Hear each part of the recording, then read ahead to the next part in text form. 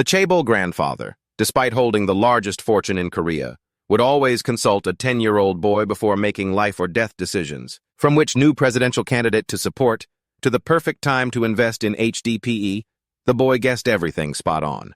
That child prodigy was Dojun, who had the ability to see the future. In his previous life, he was just a poor guy who, through his diligent studies, was recruited by the Sunyang Group, the largest conglomerate in Korea. He thought it was a huge deal.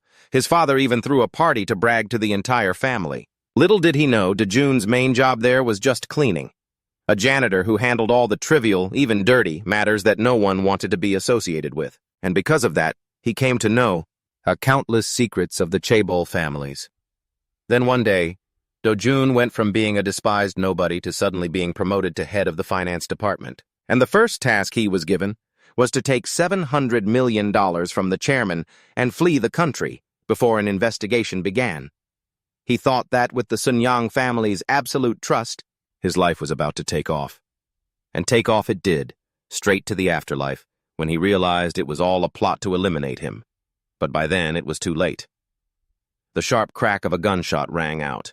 A child jolted awake, his eyes wide with fear, drenched in sweat as if he had just escaped a terrifying nightmare.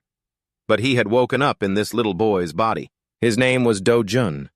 It had been 3 months, but every night the memory of his death in his past life haunted him. "Dojun, honey, what's wrong? Are you okay?" His mother's voice, full of gentle concern, rang out.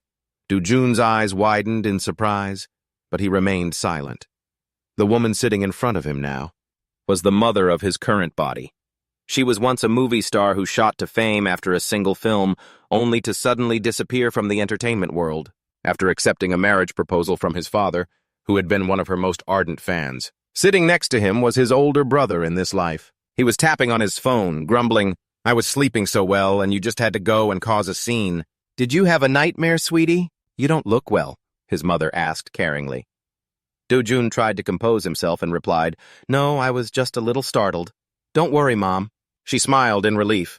"Oh, that's good. Our Dojun sometimes acts so mature like a grown-up that it makes me worry." "Oh, is that so?" he stammered. In truth, he understood her concern, because he himself was in a state of utter panic over his own situation. Today was June 26th, 1987. Exactly 35 years from now, on this very day, would be the anniversary of his death in his past life. The memory of that cold gunshot by a peaceful lake in Mozova still made his blood boil. The person who had ordered his execution back then was none other than Jin Dojun, the youngest grandson of the Sunyang Group, who, according to history, would be born 3 days after this date, and whose body he was now inhabiting, but he still couldn't understand the meaning of being reincarnated into Dojun's body. During all his time slaving away as Sunyang's attack dog in his past life, he had never once met this family. The simple reason was that at that time, they had been completely struck from the family registry, absolutely forbidden from coming anywhere near the corporation.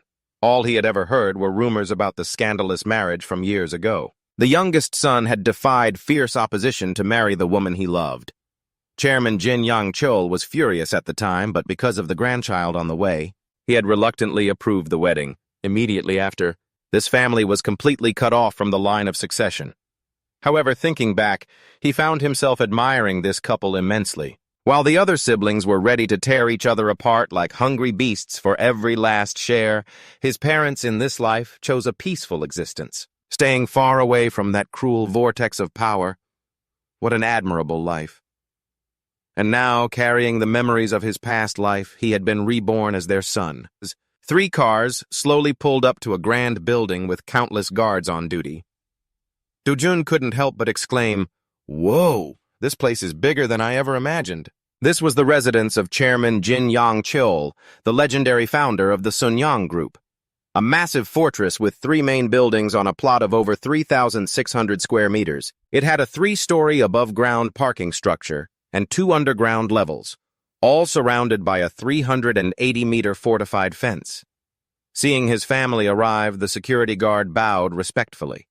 The image brought back bitter memories from his past life. After getting hired, his very first task was to come here and pull weeds. He remembered coming to this place more often than he had visited his own parents. After Chairman Jin passed away, this mansion would belong to the eldest son, Jin Young-ki. Today, his whole family was here to attend Chairman Jin Yang Cheol's birthday party. The front yard was already packed with influential figures.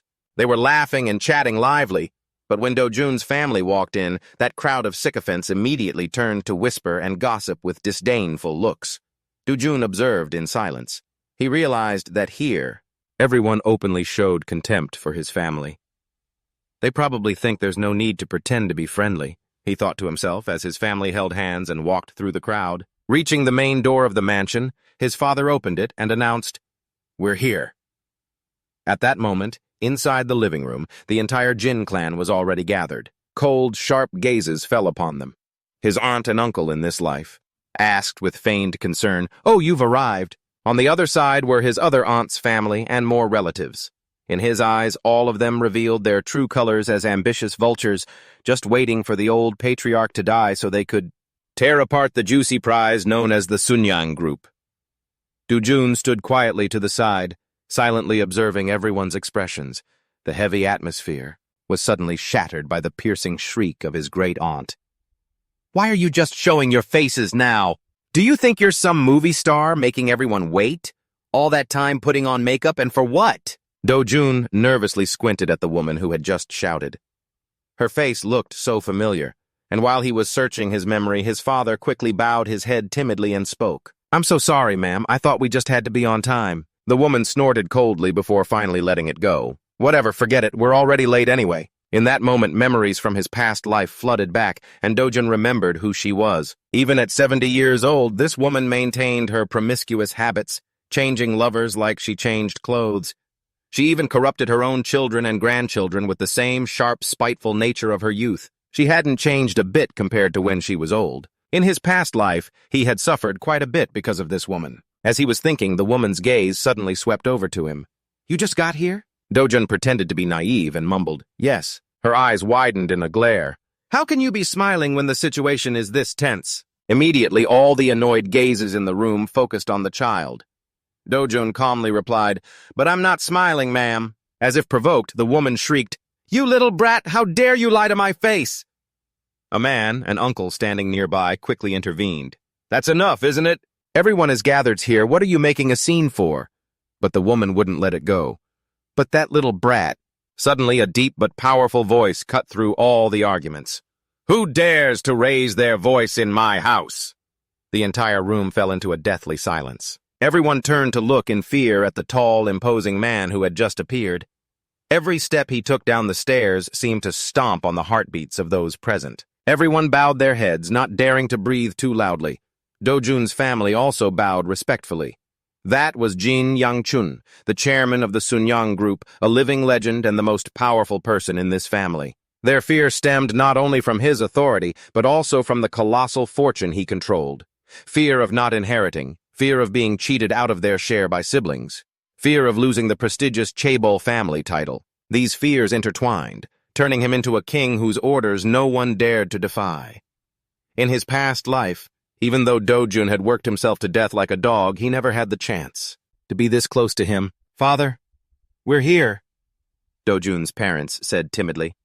The grandfather glanced over, his sharp gaze frightening Dojun's older brother so much that he quickly hid behind his mother. The old man said nothing, just stared intently at his youngest grandson. Dojun thought to himself, "Ah, so this cowardly brother of mine is the reason grandfather didn't object to my parents' marriage back then." Just as he finished that thought, a chill ran down his spine. The grandfather's bullet-like gaze had shifted to him.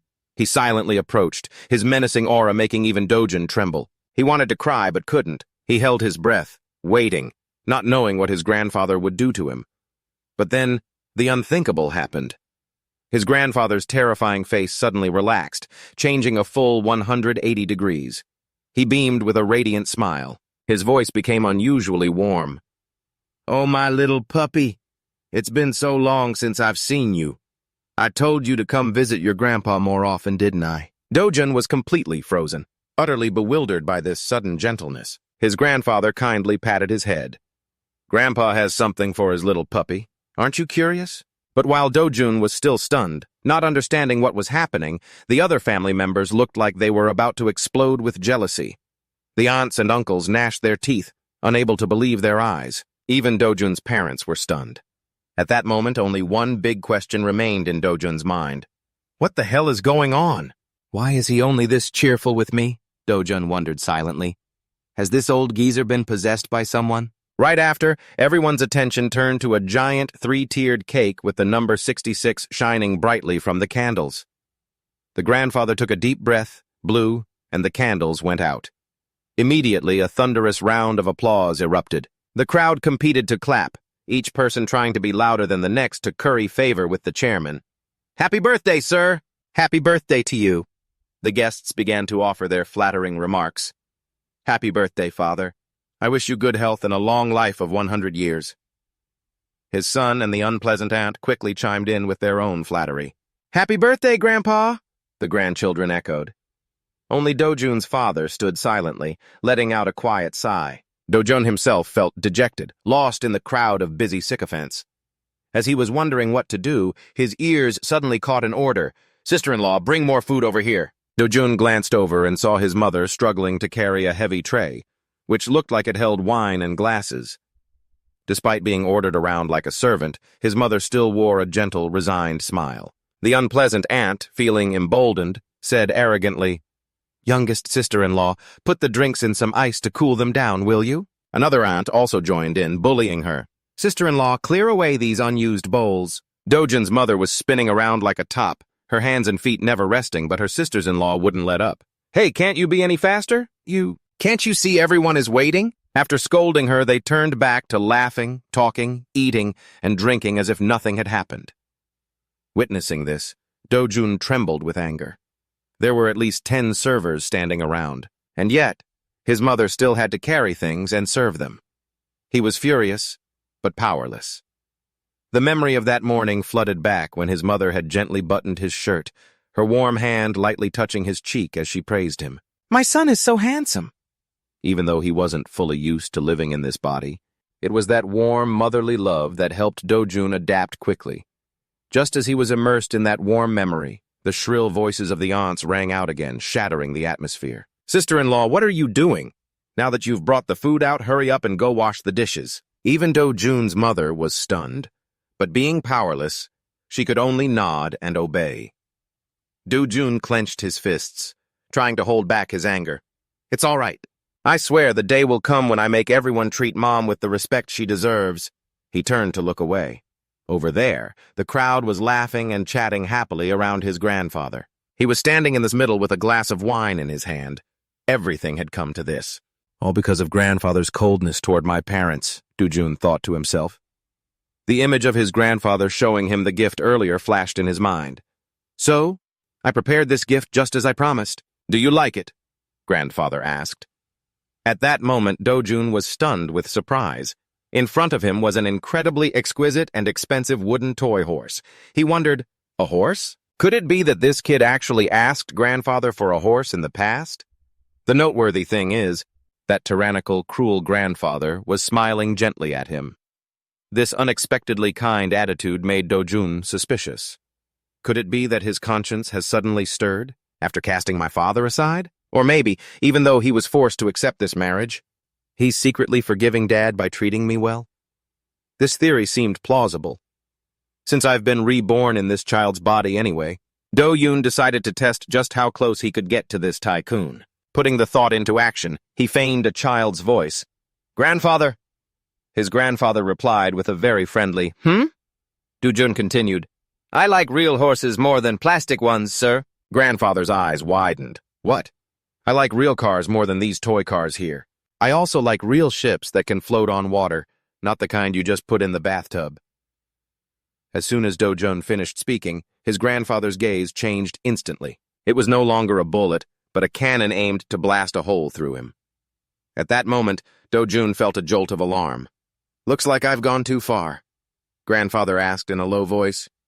Do you even understand what real things are? Knowing he couldn't hesitate, Dojun decided to answer with the spontaneity of a 5-year-old, but with a hidden meaning. Yes, sir. They're the things that you create.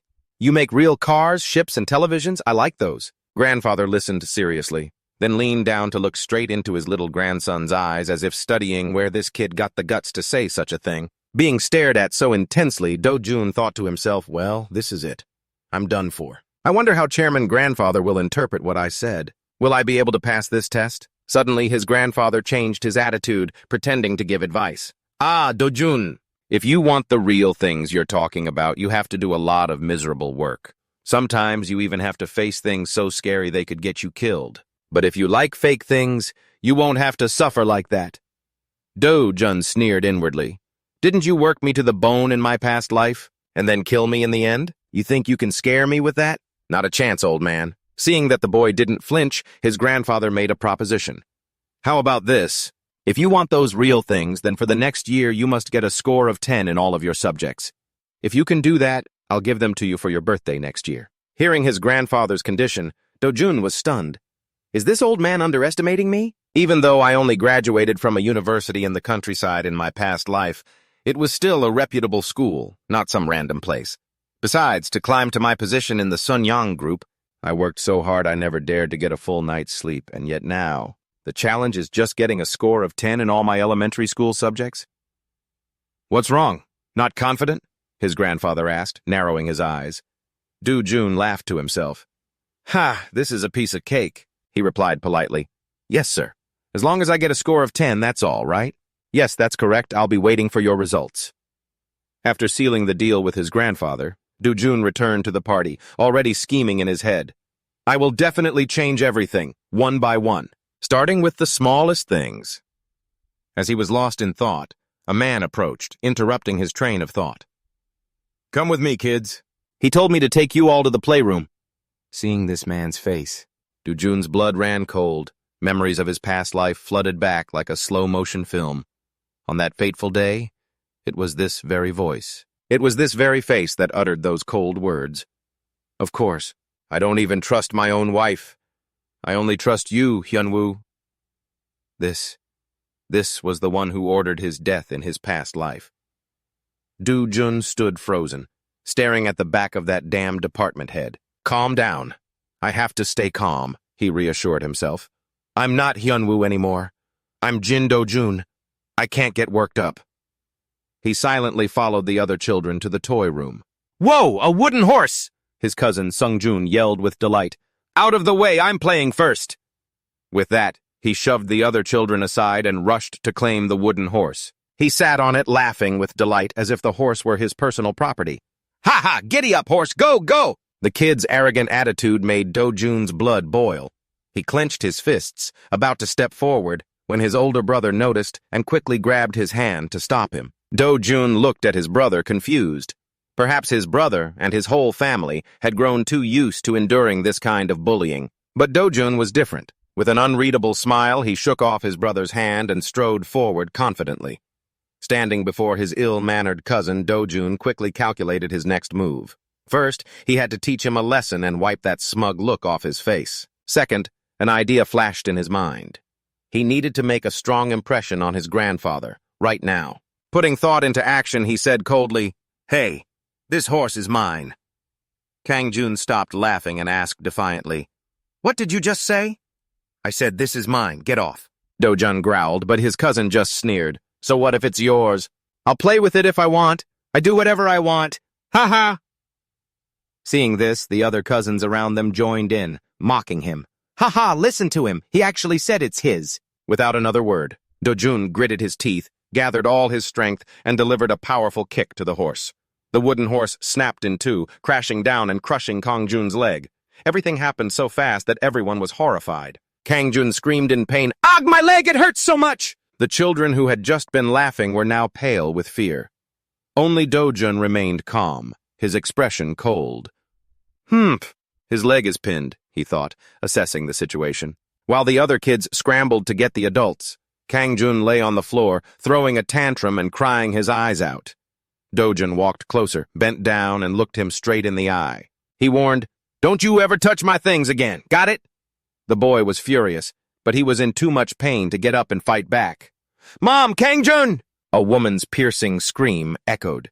Hearing his mother's voice, Kangjun wailed even louder, Mommy, Mommy! His mother, that is Dojun's aunt, rushed in. Seeing her injured son, she shrieked, What happened? The whole flock of overbearing aunts swarmed into the room. Kangjun and his mother hugged each other, their loud crying filling a corner of the house. Dojun saw his own mother finally enter. "Oh, my mom. She must be so surprised, huh?" He even managed to give her a playful wink, as if to report his victory. But before he could celebrate, a thunderous slap struck Dojun across the face, making him dizzy. "Are you crazy?" Kangjun's mother hissed before he could even react. She swung her hand for another slap. Stunned, Dojun took the full force of 2 slaps. His cheek burned, swelling up like a peach. His aunt, in a fit of rage, raised her hand to strike him again. "How dare you touch my son?" Just then, Dojun's mother rushed forward. She didn't fight back, but simply held Dojun tightly in her arms, shielding him with her own body. His aunt screamed, "Get out of the way!" But Dojun's mother held firm, refusing to let go. "Junjun, I'm so sorry, sister. Please, forgive him." Dojun was stunned in his mother's embrace. His gentle mother held him tight, afraid he would be hit again. That act of meek submission made Dojun's stomach churn.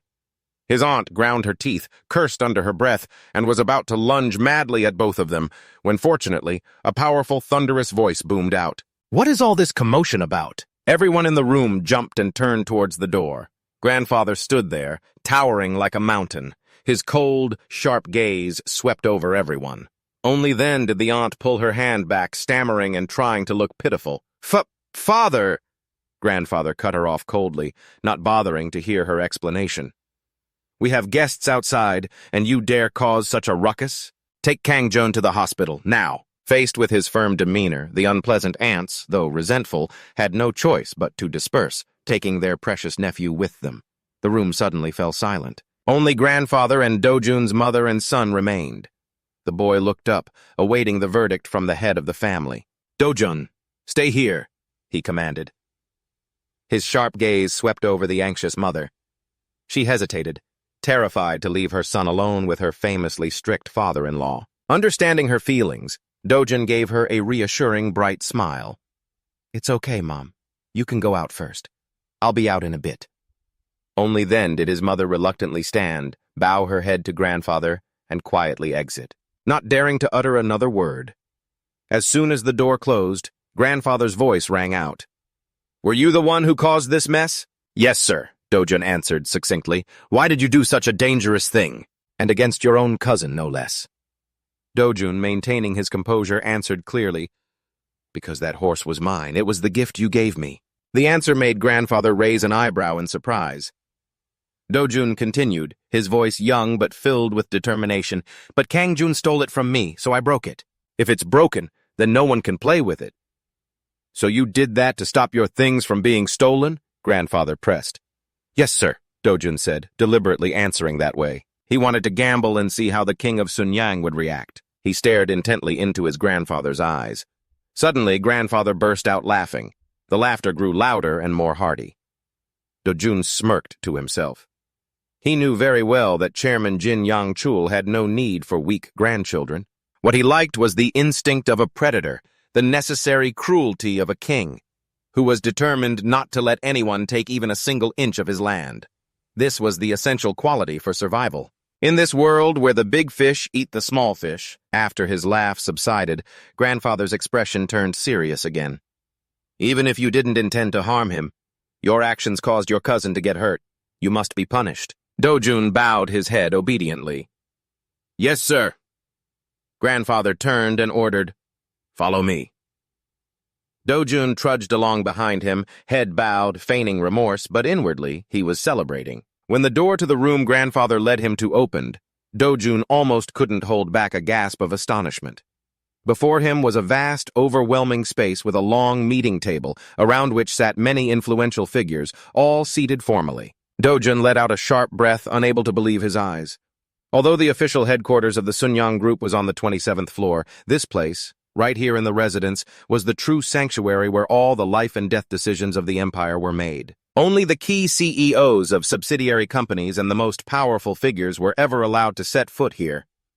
Grandfather walked in majestically and sat down in the chairman's seat at the head of the table. Dojun remembered his past life. For over 15 years, he had slaved away for Sun Yang, entering and leaving this residence countless times, but he had never once been allowed to cross this threshold. This room, and yet in this life you managed to do it today. But in the middle of the solemn meeting room, Dojun was being punished, kneeling in a corner by the bookshelf. However, this punishment turned into a perfect opportunity for him to observe as he glanced around. Seeing his eldest uncle and his son sitting in the front row, he realized that spot should have belonged to his father. But now, Jin Sungjun, his eldest uncle's son, was sitting there smugly. Even though he was only 20 years old, it seemed like that kid had already been tacitly designated as the heir. The meeting began, and the atmosphere grew tense. Grandfather broke the silence. "Everyone tell me, how should we handle this?" A director cautiously replied, "Chairman, you know that old man knows how to be yielding. Even though he's at the end of his term, he probably won't be overthrown easily." "Are you saying this family is afraid of nothing?" Grandfather asked again, his voice full of sarcasm. "Afraid of nothing? Does that mean they're a powerful family?" The director stammered. Grandfather immediately added, "That power has long been considered strong. I heard the government is planning to bring in the military, is that right?" Yes, sir, that is correct." Hearing the word military, Grandfather fell into deep thought. The entire meeting room began to whisper. Sitting in a corner, Dojun connected the dots. End of term, suppression. The military. He quickly realized this was no longer a simple matter of business, but an issue of the nation's fate. Someone else in the room spoke up, full of concern. "We have to consider another option. Right now, large crowds have gathered to protest all over the country. If the military joins in the suppression, the number of dissidents could multiply." In contrast to the anxiety of his subordinates, Grandfather remained calm, sharply analyzing. The protesters are standing at the tip of a spear, and yet they don't know fear. The flames of public indignation are burning fiercely. Only if we know how to extinguish them will they learn fear. The military's involvement is like adding fuel to the fire. Even the current administration doesn't understand this simple principle. The sound of a fist slamming on the table shook the room, making the already heavy atmosphere even more suffocating. Grandfather Jin Yangchiol glared, veins bulging on his neck as he yelled at those sitting around him. "So what? Are you all telling me that I should be worried and protect myself for when the government collapses? Do you really think the next president will be from the opposition party?" A director, trembling and stammering, answered, "Well, there is a possibility that might be the case, sir." The moment he finished speaking, Grandfather landed another earth-shattering blow on the table. The directors fell silent as mice. No one dared to utter a word. Grandfather, still not satisfied, continued to roar. "A possibility? It's either a yes or a no. Do you think I have time to sit here and listen to your useless, ambiguous predictions?" The whole room bowed their heads in unison. "We apologize, Chairman." Grandfather brushed them off, his voice still full of hostility. "I only need one answer." "Which side should we choose?" The vice chairman was suddenly called upon. Startled, the vice chairman flusteredly said, Yes, Chairman." Grandfather pointed straight at his face. "You speak first. Who will it be?" Sir? The vice chairman stammered. I think it's..." Then fell silent, sweat pouring down his face. Both he and the eldest uncle's son sitting next to him hung their heads low. From his corner, Dojun squinted, observing. He immediately recognized this vice chairman. The man who had framed him in his past life was also the one who ordered his assassination. Just then, the man regained some composure, stood up, and said seriously, "Not only the current administration, but the successor is also facing difficulties. For the past 7 years, protests have erupted nationwide. I believe the situation will only get slightly more serious." Seeing someone finally speak up, the surrounding crowd immediately chimed in like a flock of ducks. "I agree. I think so too." Those who didn't dare to chime in chose to remain silent with their heads bowed. Dojun silently shook his head in weary disgust. He knew very well that in just 3 days, the president would announce his resignation. For something this big, the Blue House surely already had a plan. Could the mighty Sun Yang group really be completely in the dark? Dojun realized this was the true face of the corporation in 1986. Instead of formulating a business strategy to respond to the changing times, they were only fixated on betting which side to back. Such a narrow-minded and short-sighted way of thinking. Dojun had expected these genius minds to have more profound thoughts. Who would have guessed? At that moment, Grandfather lost his patience and waved his hand, ordering, "That's enough. All of you, get out. Go and gather accurate information for me." The whole group, as if pardoned, hastily bowed and retreated. Dojun sighed in disappointment. The high-level meeting turned out to be nothing more than a tragicomedy about choosing factions. But when the room was empty, Grandfather leisurely sat down and said in a low voice, "Grandson, come here." Dojun tried to stand, but his legs were completely numb from kneeling for so long. "Damn it! My legs are so numb I can't even stand properly," he groaned inwardly, but still forced himself to walk steadily. Suddenly Grandfather spoke up, praising him. "Dojun, my boy, you did well, to kneel for so long. And I didn't see you grimace or complain once. Even adults find it uncomfortable and have to keep shifting their position, yet your back remained perfectly straight."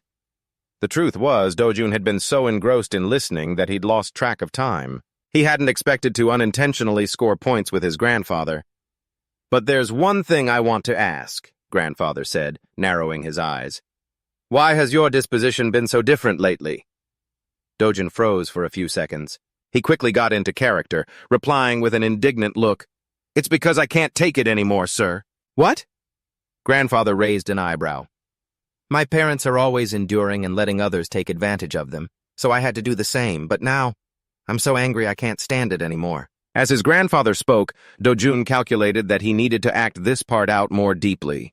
If only he could squeeze out a tear right now, it would be a masterpiece.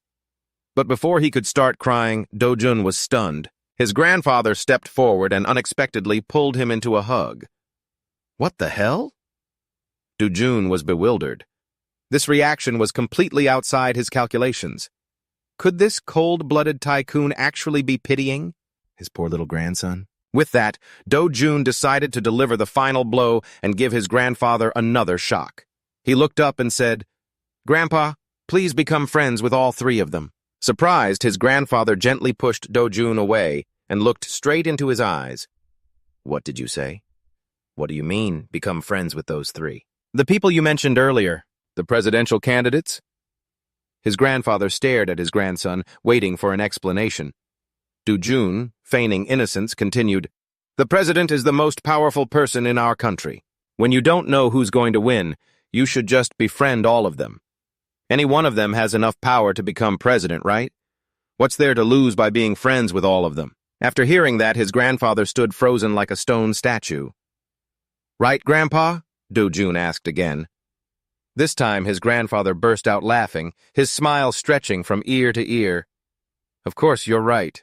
The more friends, the better, right?" He laughed heartily, extremely pleased, his eyes shining with utter satisfaction. Dojun sighed in relief internally. "All right, the plan's a success. That's enough for today." He told the boy to go outside and to call Sung-jun to see him. Dojun hastily agreed and turned to leave. Watching his grandson's small back disappear behind the door, the grandfather was lost in thought. Dojun flashed a triumphant smile. He had tricked the most cunning old fox in all of South Korea. Immediately after, the grandfather picked up the phone and called a mysterious figure. His voice became cold and sharp. "From now on, keep an eye on all three of them." The person on the other end of the line hesitated. "You mean all three candidates, sir?" "That's right, including the VIP, and don't forget to tell them that Sun Yang wants to help them resolve the current messy political situation." After his subordinate had acknowledged the order, the grandfather hung up. He leaned back in his chair, secretly pleased. He never expected his 10-year-old grandson could come up with such a brilliant move. Just then, a knock on the door interrupted his train of thought. Sung-jun entered timidly and asked, "Chairman, did you call for me?" The grandfather replied in an unusually gentle tone, "I've always been your grandfather." Sung-jun breathed a sigh of relief. "Ah, yes, Grandpa." The grandfather slowly continued, "You only sat and listened today, but surely you must have had your own thoughts, right?" "Yes, sir." Sung-jun, with a somewhat naive confidence, quickly replied, "Yes. The wave of protests is high right now, but I think that since the president has mobilized both the police and the military, the situation will surely be suppressed soon." "So, you're saying you want me to support strengthening the current administration?" "Yes, sir." Sung-jun began to stammer, Yes, because that person is both a friend of the incumbent president and his successor." He has a high probability of being elected president in the next term. The grandfather gave an unreadable smile and replied, "Then I'll follow your advice and side with that person, okay?" Sung-jun couldn't believe his ears, asking in astonishment, "Really, sir?" Seeing his grandfather silently staring at him, fear rose up again, leaving him speechless. Sung-jun stood rooted to the spot at the door, hesitating, not knowing what to do. Witnessing this, the grandfather thought in disappointment, "I just asked for his opinion, and he's already this terrified." The image of his brave youngest grandson suddenly appeared in his mind, making him even more weary. "All right, you may leave." He waved his hand. Sung-jun had no idea what was going on, to be suddenly asked a few questions and then be dismissed. He bowed his head and trudged out with a sorrowful expression. Meanwhile, Dojun was hiding in a corner of the hallway, witnessing everything, and broke into a smug smile. The grandfather wearily leaned back in the chairman's chair and let out a long sigh. Why did it have to be the youngest grandson? That kind of shrewdness should have belonged to the main heir. In the car taking the family home, yet a heavy silence filled the air. Dojun's mother quietly asked her husband, "What did father say to you privately?" The husband replied while driving, "He told me to focus more on the kids' education." The answer completely surprised his wife. Just then, the father looked at Dojun through the rearview mirror, his voice lowering. "Dojun." "Yes, Dad?" "I'm not going to scold you for what you did at Grandpa's house, because you've already been punished by kneeling." "I'm sorry, Dad," Dojun mumbled. The father maintained his gentle tone. "It's okay. It's good that you know you were wrong. A little while ago, Grandpa told me that he's going to hire a private tutor for you two." Hearing the word tutor, his older brother, as if struck by lightning, shrieked, "What? A tutor?" The father gently reassured him, "If Sung-jun doesn't want to, you don't have to study." Then he turned to ask his youngest son, "And what about you, Dojun?" Dojun thought to himself, "At this point, what more can I learn from textbooks? I could probably even teach the tutor a thing or two." But he knew very well that he couldn't go against his grandfather's wishes right now. "I will study, sir," Dojun answered firmly. His father said with concern, "If you don't want to, it's okay, you know." "No, sir, I really want to study." The boy affirmed his decision resolutely. "All right, if you want to, then Dad will tell grandfather." After speaking, his father stared pensively out the window, lost in thought. Just then, his older brother, Sang-jun, nudged Dojun's arm. He whispered with praise, "You did great today." When Dojun looked confused, his brother continued, "Today, you made that brat Kang-jun cry his eyes out. Nice job." With that, Sang-jun also smiled slyly and looked out the window. Dojun looked at his older brother and shook his head in exasperation. "This kid really holds a lot of grudges." June 29th, 1987. On the radio, the president's clear voice rang out, "My fellow countrymen, in a time when our nation is facing the threats of deep division." Dojun sat in the car, leisurely sipping a banana milk box while listening to the historic speech. This was the famous June 29th declaration. It paved the way for the direct presidential election that would take place this coming September. From this moment on, the power race of a new era had officially begun.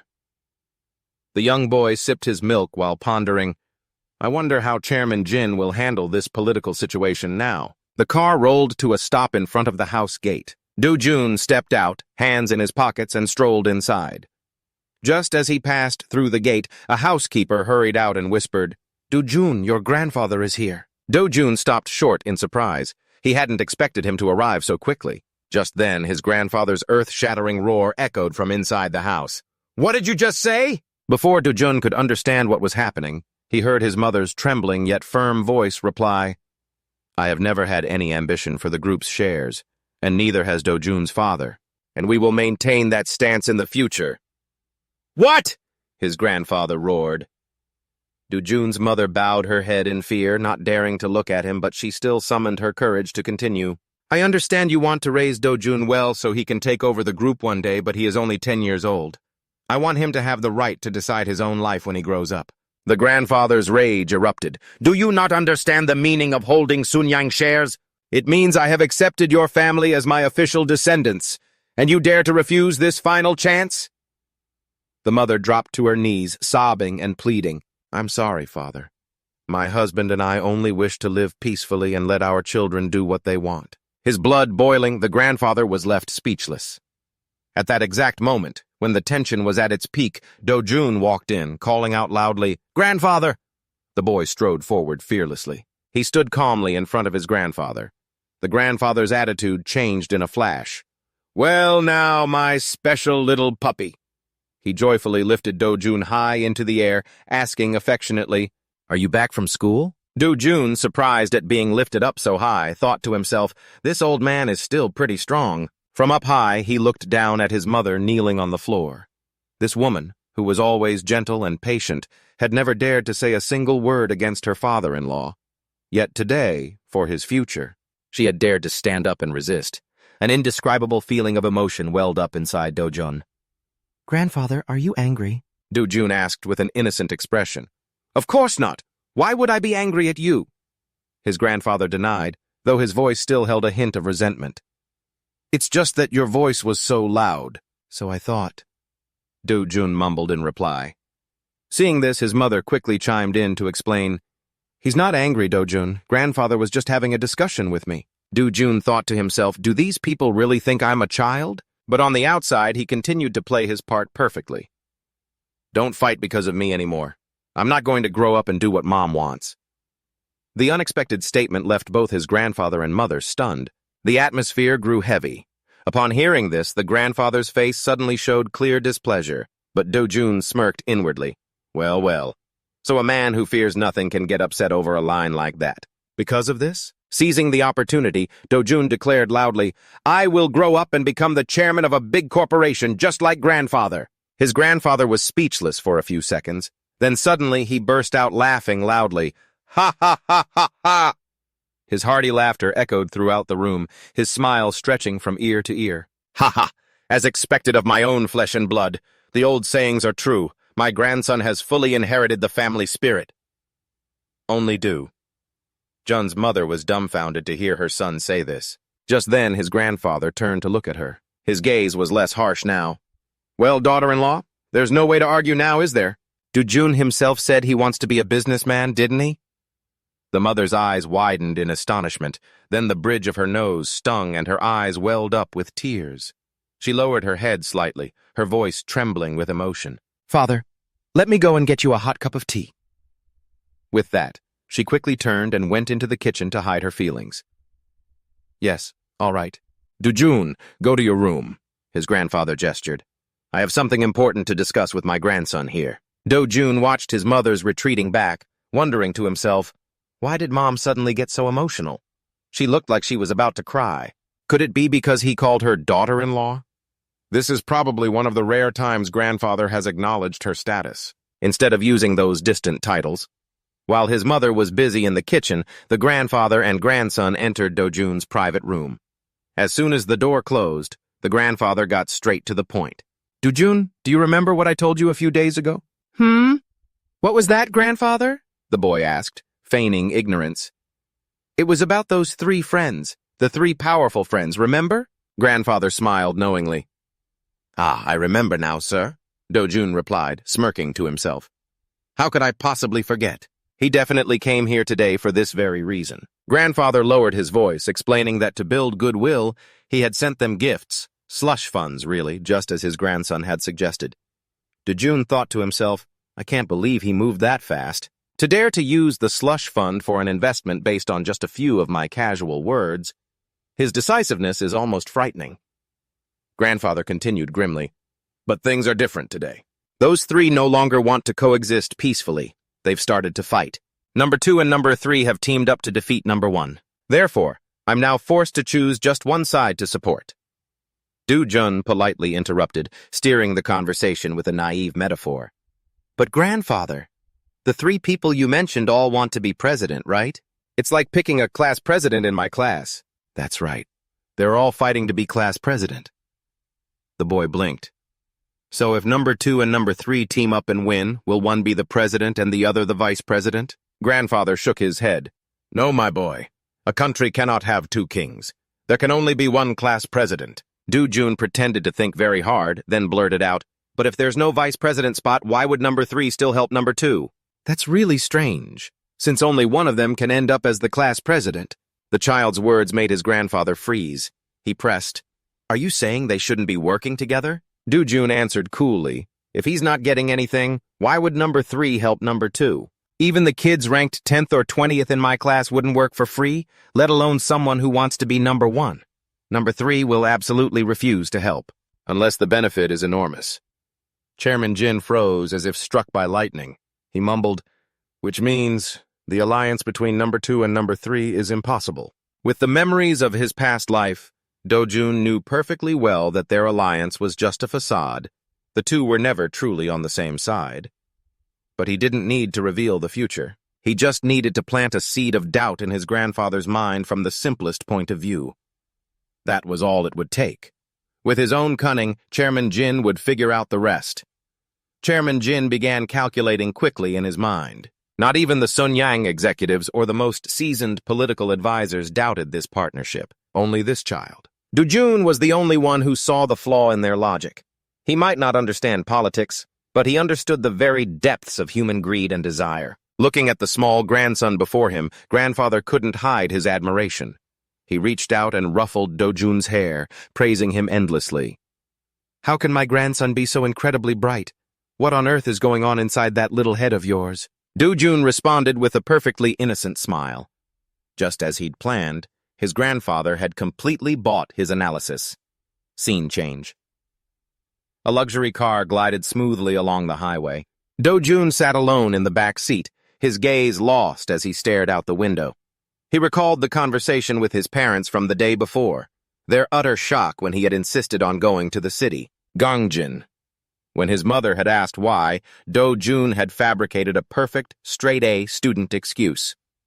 "The textbook says it's the only place in our country that borders the Northern Sea, so I want to see it with my own eyes." The reason sounded plausible enough for a studious child, but Dojun's true purpose was rooted in a deep sorrow.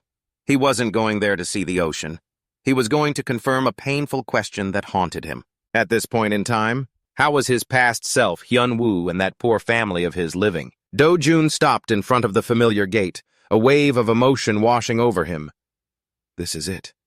I finally found my home. This is it. But in that same moment, hesitation crept into his mind. If I come face to face with my parents, what will I say? What if I accidentally call them Mom and Dad? While Dojun was lost in his anxious thoughts, his eyes caught a beloved image through the window. His father and mother were hanging laundry together, happy smiles on their faces. That simple scene made the bridge of Dojun's nose sting, and tears welled up in his eyes, threatening to fall. Unconsciously, he whispered, "Dad, Mom." So, both Mom and Dad are still here, safe and sound. Suddenly, the iron gate let out a dry creak. The door opened, and his mother from his previous life stepped outside. She saw a strange boy standing there, hesitating. She asked kindly, "Are you okay, little one?" Dojun had to bite his lip hard to hold back a sob. The mother he had missed day and night was standing right in front of him, but she was looking at him like a complete stranger. Just then, his father came out too, asking his wife worriedly, "What is it, dear?" His mother turned back and said, "There's a little boy crying in front of our house." His father, with that same kind look, crouched down to ask Dojun, "Is that right? Did you forget your way home, little guy?" Dojun quickly wiped his tears and replied, "No, sir. I'm looking for my friend's house." "Your friend?" the father asked, surprised. "Yes, sir. My friend, Hyun-woo."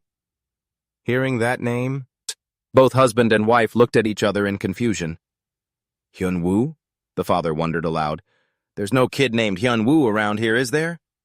The mother thought patiently for a moment, then said, "Maybe I'll ask our Hyunji if she has a friend named Hyun-woo at her school." Dojun was stunned, his heart pounding. Hyunji? It couldn't be.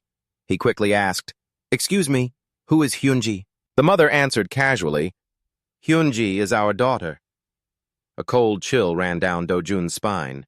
In the memories of his past life, his family never had anyone named Hyunji, and worse, his parents had absolutely no idea who Hyun-woo was. Could it be that the person named Hyun-woo had been completely erased from this world? The scene shifts to the imposing office of Chairman Jin Yong-chul. On his desk lies the latest newspaper, reporting on the new president of the Republic of Korea. Chairman Jin sits, deep in thought. His eyes were glued to the massive headline, just as he'd thought. His grandson, Dojun, had been exactly right. A few months ago, before the current administration conceded, all the major chaebols were rushing to curry favor with the two Kims, Kim Young-sam and Kim Dae-jung. No one doubted their chances of winning, but luckily, he had followed Dojun's advice and given the biggest gift to the party in power. As for the two Kims, he only sent them some spare change just for show. A smug smile spread across Chairman Jin's face. He never imagined a child's foresight could help the conglomerate secure its position so spectacularly. In his private room, Dojun was also placing the exact same newspaper on his desk. So far, the flow of history was proceeding exactly as he knew it. But the appearance of a little girl named Hyunji replacing Hyunwoo had set off alarm bells. It meant the future was no longer set in stone. It could change without any warning. Perhaps the butterfly effect had already begun, right from the moment Chairman Jin believed his words. Dojun pondered deeply. A changing future meant that his ultimate weapon of foresight would gradually become useless. He had to act quickly. From now until he turned 20, he absolutely had to accumulate massive capital to take over the Sunyang Group. Because in 15 years, Chairman Jin Yang-chul would become gravely ill, confined to his deathbed. Before that happened, Dojun had to acquire as many shares as possible to transfer to his father. This would be the spark that ignites the war between his father and his eldest uncle, Jin Young-ki. And most importantly, there was the catastrophic car accident when he was 20 years old. He had to prevent Jin Dojun's death. In his previous life as Hyun-woo, the Jin family's fixer, he remembered that his current family had all died in that accident. But ironically, because this family had been ostracized and forgotten back then, he had never bothered to look into the details. Now, he regretted that oversight immensely. The immediate plan was to avoid that fated death at all costs. He wondered, if he intervened to help Jin Yang-chul live a little longer, would the future change for the better? He was lost in thought while changing his clothes when a knock on the door interrupted him. It was his mother in this life. She smiled gently. "It's time to go, sweetie." Dojun put on an obedient smile. "Yes, Mom." He knew that no matter how hard he thought about it, he couldn't figure out all the unknowns right now, except for one thing. Every day he was living under tight surveillance in the Sunyang Group's skyscraper. As always, he was greeted by his grandfather's radiant, doting face. "My little puppy, you're here!" Dojun immediately rushed towards him, throwing his arms around him and pretending to exclaim with joy, "Grandpa!" But inwardly, he cursed. No matter how much I practice, I can't get used to this brown-nosing, but what choice do I have? If I want to survive, I have to put on a convincing act for this old man. This old fox. His grandfather waved him over, his tone uncharacteristically cheerful. "Come here and sit down, kiddo." Dojun obediently sat in the chair opposite him. He glanced around the vast, luxurious office. It was just the two of them, no secretary, no supervisors. No, he must want to talk to me privately, Dojun thought. Which makes sense. All morning his grandfather had been on edge, but as soon as the election results came in, he was ecstatic. His political gamble had paid off spectacularly. Looking at his grandfather's gentle, kind smile, a sight rarely seen on the face of the iron-willed chairman, Dojun feigned innocence and asked, "Grandpa, is there a special reason you're so happy today?" His grandfather was startled, as if snapping out of a triumphant reverie. The president's voice from the phone call was still ringing in his ears. "I will never forget what I owe you, Chairman Jin." "Thank you, Mr. President." His grandfather beamed with self-satisfaction as he looked at his little grandson. "Just having you visit is enough to make me happy. I'll treat you to all your favorite foods and get you any toy you want." Dojun blinked, feigning surprise. "Oh, you already heard about my test scores?" Seeing his grandfather's blank expression, Dojun knew perfectly well he had completely forgotten his promise to buy him a gift for getting good grades. The old man's mind was completely occupied by the political gambit Dojun himself had suggested, a gambit that would secure the Sunyang Group's power for the next 5 years. Still, he kept up the act of the obedient grandson. "Yes, sir, I got a perfect score in every subject." "You did?" his grandfather asked, surprised. "A perfect score in everything?" "Yes, I was the only one in my class to get a perfect score in every single subject," Dojun replied proudly. This time his grandfather burst out laughing, but then he put on a regretful look. "Oh dear, what to do? It's gotten so late." I don't have time to go buy that horse I promised you anymore. Dojun smirked to himself. Who the hell wants that stupid horse anyway? I have to leverage this horse to get something much, much bigger. He put on a sympathetic face. That's okay, Grandpa. I don't even know how to ride yet. Wait until after I take riding lessons during the winter semester. You can get it for me then. But Grandpa, if it wasn't for the promise about the horse, why did you ask me to come here? His grandfather looked at Dojun, his eyes twinkling with satisfaction. Thanks to Dojun, his company would grow much stronger, and he would make a fortune. Seizing the moment, Dojun made his move. So that means you can buy me something even more expensive than a horse, right? His grandfather rubbed his chin, thinking, of course. It has to be something much bigger and grander than a horse. Let's see. I was going to get you a real horse, but what should I get instead? Dojun quickly feigned concern, steering the conversation. Grandpa, if I got a horse, we'd have to keep it at your farm on Jeju Island. Right? But that's so far away. I couldn't fly to Jeju Island every day just to ride my horse. His grandfather nodded slowly. You've got a point. So what should we do then? Just then, there was a knock on the door. A group of servers pushed in carts overflowing with food, laying out a feast of every delicacy imaginable. So much that an entire village couldn't finish it. Yes, this is the style of the super rich. Well, let's keep thinking while we eat. Grandfather waved his hand. Dojun said politely, Please, eat, Grandfather. As they began their meal, Grandfather suddenly had an idea. How about I buy you your own farm? That way you can go horseback riding every day. What do you say? Dojun asked, Really, Grandfather? Yes. But in his heart, he was cheering. This is it. This is the line I've been waiting for. Grandfather confirmed, I will give you a real farm. It's a done deal. You can come here whenever you like. Dojun put on a show of extreme joy. He exclaimed, Oh, thank you so much, Grandfather. Then ran and threw himself into his grandfather's arms. He knew full well that to these wealthy people, a little money for land is nothing when they're in a good mood. But for him, this was the most crucial moment to lay the foundation for his future.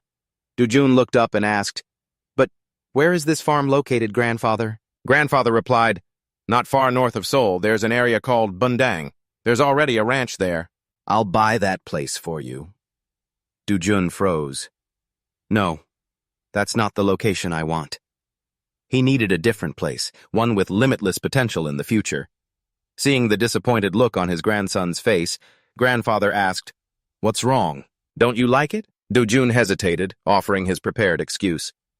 Yes, I like it, but my house is in Gangnam. It's too far to go all the way north. Grandfather chuckled and shook his head. Well, you're quite the picky one, aren't you? But there are no farms south of Seoul, around the Gangnam area. Dojun quickly jumped in, his eyes shining with a hidden meaning. We just have to build one, Grandfather. As a seasoned businessman who had spent his entire life in the corporate world, Grandfather was startled by that naive yet audacious statement. What? Build a new one? Then he threw his head back and let out a long, hearty laugh. The sound echoed throughout the entire room. Dojun stared blankly at the old man who was roaring with laughter, thinking to himself, What the heck? Why did he suddenly burst out laughing like that? Did I say something wrong, or has he figured something out? Grandfather slowly began to speak. Of the 48 subsidiaries under the Sunyang Group today, only 18 were built by my own hands. The rest are all businesses I have acquired and merged. Hearing this, Dojun didn't immediately grasp the deeper meaning behind his words. Grandfather continued to explain, Most of the companies I founded myself were established during the group's startup phase. What I mean is, only when you lay the first bricks yourself do you form a true, deep bond with the company. From that, a fierce desire is born. To nurture it and make it grow? It was only then that it dawned on Dojun. Could it be that this old fox interpreted my naive comment, we just have to build one, in such a profound philosophical way? Surprisingly, Grandfather was extremely pleased. He placed a hand on Dojun's shoulder with great care and trust. I am very satisfied with your we just have to build one mindset. Excellent. I will personally support your first steps. On the outside, Dojun just nodded and said yes. But in his head, he still couldn't process the situation. Is he really going to teach me business by holding my hand like this? He thought to himself, is anyone out there? Grandfather suddenly called out in an authoritative voice. Immediately, he ordered a servant to bring a map of the Seoul and Gyeonggi area. Dojun's heart leaped with joy. Bringing a map meant he was about to be gifted some land, right? Under the magnificent and expensive chandelier, the two of them waited. A few minutes later, the map was spread out on the dining table. Grandfather wanted to test how sharp his grandson's eye for people and opportunities was. He handed Dojun a marker and gave him the task. Go ahead and mark the place where you want to build your farm. Dojun held the pen, his mind racing. In truth, he wanted to build 10 farms all over the country if he could secure areas where land prices would skyrocket. In another 1 to 2 years, he would hold a massive advantage in the upcoming battle for Sun Yang's shares. Seeing his grandson hesitate, Grandfather reminded him, remember to choose carefully. You can't pick right in the center of Seoul where the land is expensive, and you also have to avoid the southern urban areas of Gyeonggi Province. After a moment of careful calculation, Dojun made a decisive dot on the map and declared his choice. Here. Grandfather squinted to examine the location, then asked, this place is quite far from your house. Dojun continued to play the innocent child. Oh, is it, Grandfather? Despite his slight confusion, Grandfather still turned and ordered his subordinate, go and find out the current status of this piece of land. I need a thorough report on its situation. The employee hastily bowed. He folded the map and exited. Dojun watched him leave. Dojun let out a quiet sigh of relief because the old man hadn't pressed him for the real reason he chose that plot of land. The room returned to its quiet state as the two continued to enjoy their meal. Dojun tried his best to act obedient and polite to win his grandfather's favor. While sipping a cup of premium tea, Grandfather inquired, how is school going for you? Have you made many friends? Although he answered smoothly with polite yes, sirs, in reality, Dojun didn't have a single friend. With the soul of a 40-year-old man, how could he possibly play with a bunch of snot-nosed kids? Just then, a knock came at the door. The subordinate from before had returned with the map in his hand. Well? Grandfather asked as soon as the man bowed. The subordinate reported respectfully, Sir, Chairman, this place is part of the Southern Greenbelt, an area where development is currently strictly restricted. It's just a rural area that grows nothing but cucumbers and melons. The transportation infrastructure is extremely inadequate, making it very difficult to get in and out. Furthermore, most of the residents there are from the low-income bracket. Experts have assessed this area's development potential as extremely low. Hearing the report, the old man fell into deep thought. He mumbled to himself, a farm could be built here. That's what he said, but his eyes gleamed with a deeper calculation. His fingers tapped, tap, tap, on the wooden table. Each rhythmic tap was so full of pressure that Dojun, sitting beside him, broke out in a cold sweat. Finally, the tapping stopped. It seemed the old man had finished his calculations. He turned and gave a decisive order to his subordinate. Find out how much land we can acquire there. Buy up every plot that is over 165,000 square meters, about 50,000 pyong for me. The subordinate hurriedly accepted the order and left. Hearing that number, Dojun was inwardly stunned. Right then, only one word popped into his head. Jackpot. But when it was just the two of them left, his grandfather turned to him and began to lecture gently. My dear grandson, the land you chose is currently just an underdeveloped area with little value. If it were me, I would never buy it. Dojun feigned curiosity. Why is that, sir? Because it will take a very, very long time for this land to increase in value. What if I'm already dead by the time its price goes up? So for me, there's no profit in buying it. But you're different. Yes? How am I different? The grandfather patiently explained, because in 20 or 30 years, this land could become an extremely valuable place. You still have plenty of time to wait and witness that change. So just consider it a little nest egg I'm giving you. Dojun nodded his head eagerly like a chicken pecking at grain. Yes, grandfather, I will take your teachings to heart. Outwardly, he spoke with such golden, dutiful words, but inside, Dojun was smiling smugly to himself. Keep this land for 20 or 30 years, as if, he thought to himself, in just 2 more years, this place will be rezoned as the new Bundang metropolitan area. By then, I'll have over 165,000 square meters of prime real estate in the heart of the new city. Thinking about that prospect, Dojun couldn't hide his glee, eating while savoring his imminent victory. In Chairman Jin's office, the air was thick with tension. Sitting smugly in his expensive chairman's chair, Chairman Jin looked down at his 2 children, who stood meekly before him. You're saying you want my help with the election in Jongno? he asked, his tone full of suspicion. His daughter, Seo Yoon, quickly spoke up. Even though this is his first time running, if my husband wins a high office, it would be very beneficial for you and the corporation, father. However, his response to her hopeful words was a scornful smile. He declared coldly, "The assemblyman currently holding the seat in Jongno is already in my pocket. If I make a single call, he'd come running in the middle of the night. So you should be content with an assembly seat in Suwon. There are plenty of Sunyang power plants and contractors there. You'd win the election easily without having to spend a single cent on bribes." Hearing this, Seo Yoon dared to question him. Are you saying you're too cheap to invest in my husband, father? The chairman's anger flared. Insolent girl. I already paved the way for him to become the head of the prosecutor's office. It was your husband who said he didn't want to be a national assemblyman. Son-in-law Choi could only bow his head and mumble, I'm sorry, father. Seeing her husband being scolded, Seo Yoon rushed to his defense, her tone sharp. Isn't my husband worthy?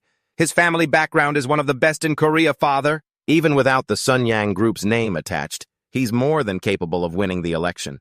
He would be a top priority for any political party. Hearing this, the chairman let out a sarcastic laugh, a sound that cut into his son-in-law's pride like a knife.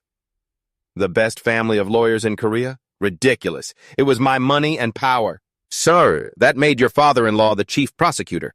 Even your current position as head of the inspection department was orchestrated by me alone. Do you two have any idea why? Seo Yoon was dead silent, not daring to utter another word. Chairman Jin continued, each word like a splash of cold water to their faces. I want your family to be my loyal dogs, to watch over and protect the Sunyang Group. Understand? His face showed utter contempt for his son-in-law. Choi's face was drained of color. He bowed his head even lower, his hands clenched into fists, but he didn't dare make a sound. He knew that if his father-in-law made a single phone call, his entire family would be kicked out of the Justice Department in an instant. Do you hear me, son-in-law Choi? The chairman growled. Stop your delusional daydreaming. Just live quietly as you are now. Take what I give you. Remember to pass my words on to your family. If you dare to get greedy again without cause, watch out or you'll lose everything, Choi replied, trembling. Yes, sir, I understand. Having dealt with his son-in-law, Chairman Jin turned to his precious daughter. Seo Yoon, don't you want to be the head of the department store like I've arranged? Seo Yoon jumped, startled, her face turning pale. Could it be? Has he figured it out? Her ambition was to get her husband into politics to seize power, then come back to deal with her older brothers and take over Sunyang. Terrified by her father's astuteness, she quickly bowed her head. Please forgive me this once, father. Be content with what you have. If the department store's revenue drops by even a little, I will replace you immediately. Seo Yoon and her husband shuffled out, filled with bitter humiliation. In a corner of the meeting room, Dojun sat quietly, pretending not to hear anything, sipping happily from a milk box. But inside, his mind was analyzing the situation. Looks like Aunt Seo Yoon and her husband's ambitions have been crushed again. They're probably worried sick about being disinherited. Let's just leave this couple be for now. I'll deal with them later. The moment the door closed, Chairman Jin's attitude did a 180-degree turn. He turned to look at his precious little grandson, his voice suddenly becoming unusually gentle. My dear Dojun, have you been bored sitting here all this time? Dojun looked up, his clear eyes feigning innocence. No, sir, I was just reading my book. Is that so? That's a good habit. Remember, you should always bring a book with you wherever you go. Grandfather nodded in satisfaction, then handed him a thick envelope. Here, take this, grandson. Dojun was puzzled. What is this, Grandpa? Grandfather smiled kindly. It's the land deeds for the area that Dojun wanted. The total area is 265,000 square meters. Dojun was slightly confused. At first, he had only asked for 165,000 square meters. How did an extra 100,000 square meters appear? He quickly asked his grandfather to clarify. Grandfather burst out laughing. Ha ha ha, this kid! You even remember the exact number, huh? Dojun was secretly pleased. He had carefully calculated his answer to score points. In business, having a firm grasp of numbers is of the utmost importance. As expected, his grandfather was very pleased. The land in that area is fragmented, with countless landowners. No one was willing to sell just 165,000 square meters, so I bought an additional 100,000 square meters to round it up. Consider it a gift for you, my boy. Dojun silently rejoiced. Amazing! Suddenly having an extra 100,000 square meters of land. He quickly calculated that at the current rate of development in just about 2 to 3 years, the compensation for these 265,000 square meters would amount to around 16 billion the won. Grandfather asked, "Do you like it?" Dojun answered immediately without a second thought, "Yes, I love it. How could I not?" Right now, an apartment in the Yunma complex costs only about 75 million won. With the enormous sum of money coming his way, he could easily gather up 200 units. Thinking of the bright future, Dojun quickly ran over to hug his grandfather, fawning over him. "Thank you so much, grandfather." In his grandfather's arms, Dojun flashed a cunning smile, thinking to himself, "Since he's gifted me a whole 16 billion won fortune like this, I should probably play the part of the adorable grandson properly, right?" 1988 was truly a special milestone. The Constitution of the Republic of Korea officially came into effect. This ushered in an era where the president was directly elected by the people. In that same year, the president issued the July 7th declaration with policies for inter-Korean cooperation and the promotion of North Korea-U.S. relations. After 38 long years, the system of local autonomy was reinstated. This led to the resumption of state inspections after a 16-year absence. Although the exchange rate hit 601 to the U.S. dollar, and the economy entered a period of the three lows, low interest rates, low oil prices, and a low dollar value, people still flocked to Seoul, causing property prices in the capital to skyrocket. The government, in a desperate attempt to curb the real estate fever, announced a plan to build 2 million homes. Despite the highly publicized announcements of large-scale projects in Bundang, Gyeongdong, or Pyeongchon, the housing frenzy showed no signs of cooling down. Then, 1989 arrived. The locations of the new satellite cities were finally determined: Songnam City, Bundang District, and Ilsan District. At the chairman's office, Jin Yangcheol was holding the announcement notice. Regarding the first new urban development plan, he let out a laugh of delight mixed with utter astonishment. The chairman turned to Secretary Lee. "Do you know where the land I gifted to Dojun is located?" "Yes, I do, sir," Secretary Lee replied. Chairman Jin pointed to the development location on the map, his voice full of excitement. "Look here. Isn't this the place that was just selected for the new urban development? A new one?" Secretary Lee was stunned. Could it be? That's right. The land that boy chose has increased in value hundreds of times in just 1 year. The chairman laughed loudly, unable to hide his admiration. "But you know what the most interesting part is? At first I dismissed it. I had no intention of buying land there. But the boy himself was adamant about choosing this region. As he finished speaking, he laughed heartily, filling the room with his satisfaction. After a moment, his tone turned serious as he instructed, "If Dojun grows up to be a capable person, you are to keep an eye on him and take care of him. Because if I divide the Sunyang group into 3 or 4 parts for those children of mine, they will tear each other apart to snatch it all. I must prevent that from happening, and perhaps Dojun will be the wild card." Secretary Lee bowed respectfully. "I will remember your words, Chairman." Chairman Jin looked at the map again, his triumphant laughter still lingering. That evening, in his private room, Dojun held the savings account book in his hand, unable to wipe the smile off his face. He stared at the current number, 14 billion won. Dojun quickly calculated in his head. "First, I'll sell 199,000 square meters of land and hold on to the remaining 66,000 square meters, waiting for the price to rise further before deciding what to do next. In that case, the total assets in my hands right now are estimated to be around 20 billion won." He remembered his grandfather's words that he had full authority to use the money he earned. Dojun was ecstatic. He even secretly thought, at this rate, the value of that land in 35 years could reach 100 billion won. As he was lost in his dreams of riches, a knock on the door pulled him back to reality. Dojun's parents entered, their expressions a bit serious. "Dojun, your mother and I want to talk to you for a moment." Dojun quickly hid his joyful expression and said politely, "Yes, sir." The two of them sat across from their son.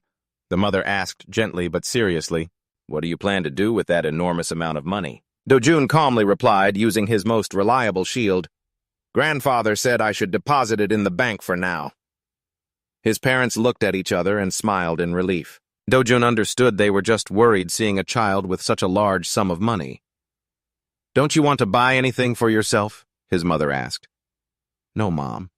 You've already bought me everything I need," he answered obediently. But then a thought flashed through his mind and Dojun blurted out a question in return.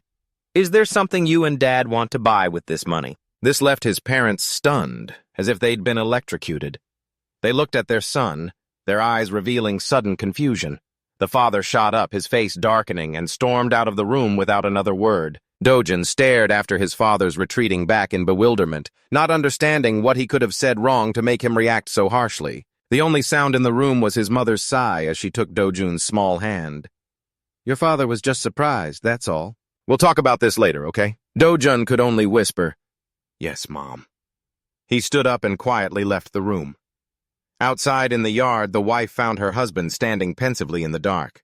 He's still just a child. He's innocent, so he only meant well. Don't take it so hard, she said, gently comforting him. Her husband was silent for a long time before finally speaking, his voice hoarse. I'm not angry with him, I'm just ashamed of myself. But when Dojun asked that question, my heart started pounding. For a second, I thought, this is my chance. A father, coveting his own son's savings. I feel so pathetic. Hearing this, his wife smiled gently and took his hand.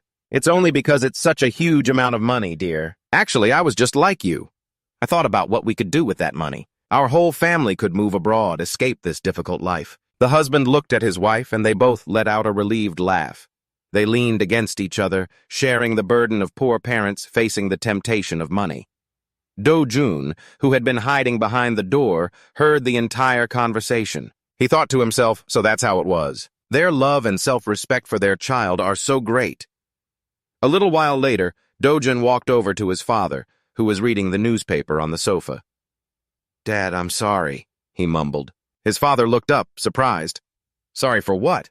I'm not mad at you, I was just a little surprised, that's all. Right. So what do you plan to do when you grow up? Dojun looked his father straight in the eye and answered with determination, I'm going to do whatever I want. Oh, whatever you want, huh? And what is that specifically? His father asked curiously. I want to be the owner of a conglomerate even more powerful than grandfather's. Hearing Dojun's answer, his father, Yunki, couldn't help but burst out laughing. It started as a snort and quickly turned into a hearty laugh, as if he'd just heard the funniest story in the world. Dojun calmly watched his father. He understood why he was laughing. Sunyang was already the #1 empire in Korea, an insurmountable peak. For a little kid to declare he wanted to build something even greater than Sunyang sounded like something out of a fantasy novel. When his laughter finally subsided, Yunki looked at his son, his eyes still sparkling with amusement. You have some big dreams, Dojun.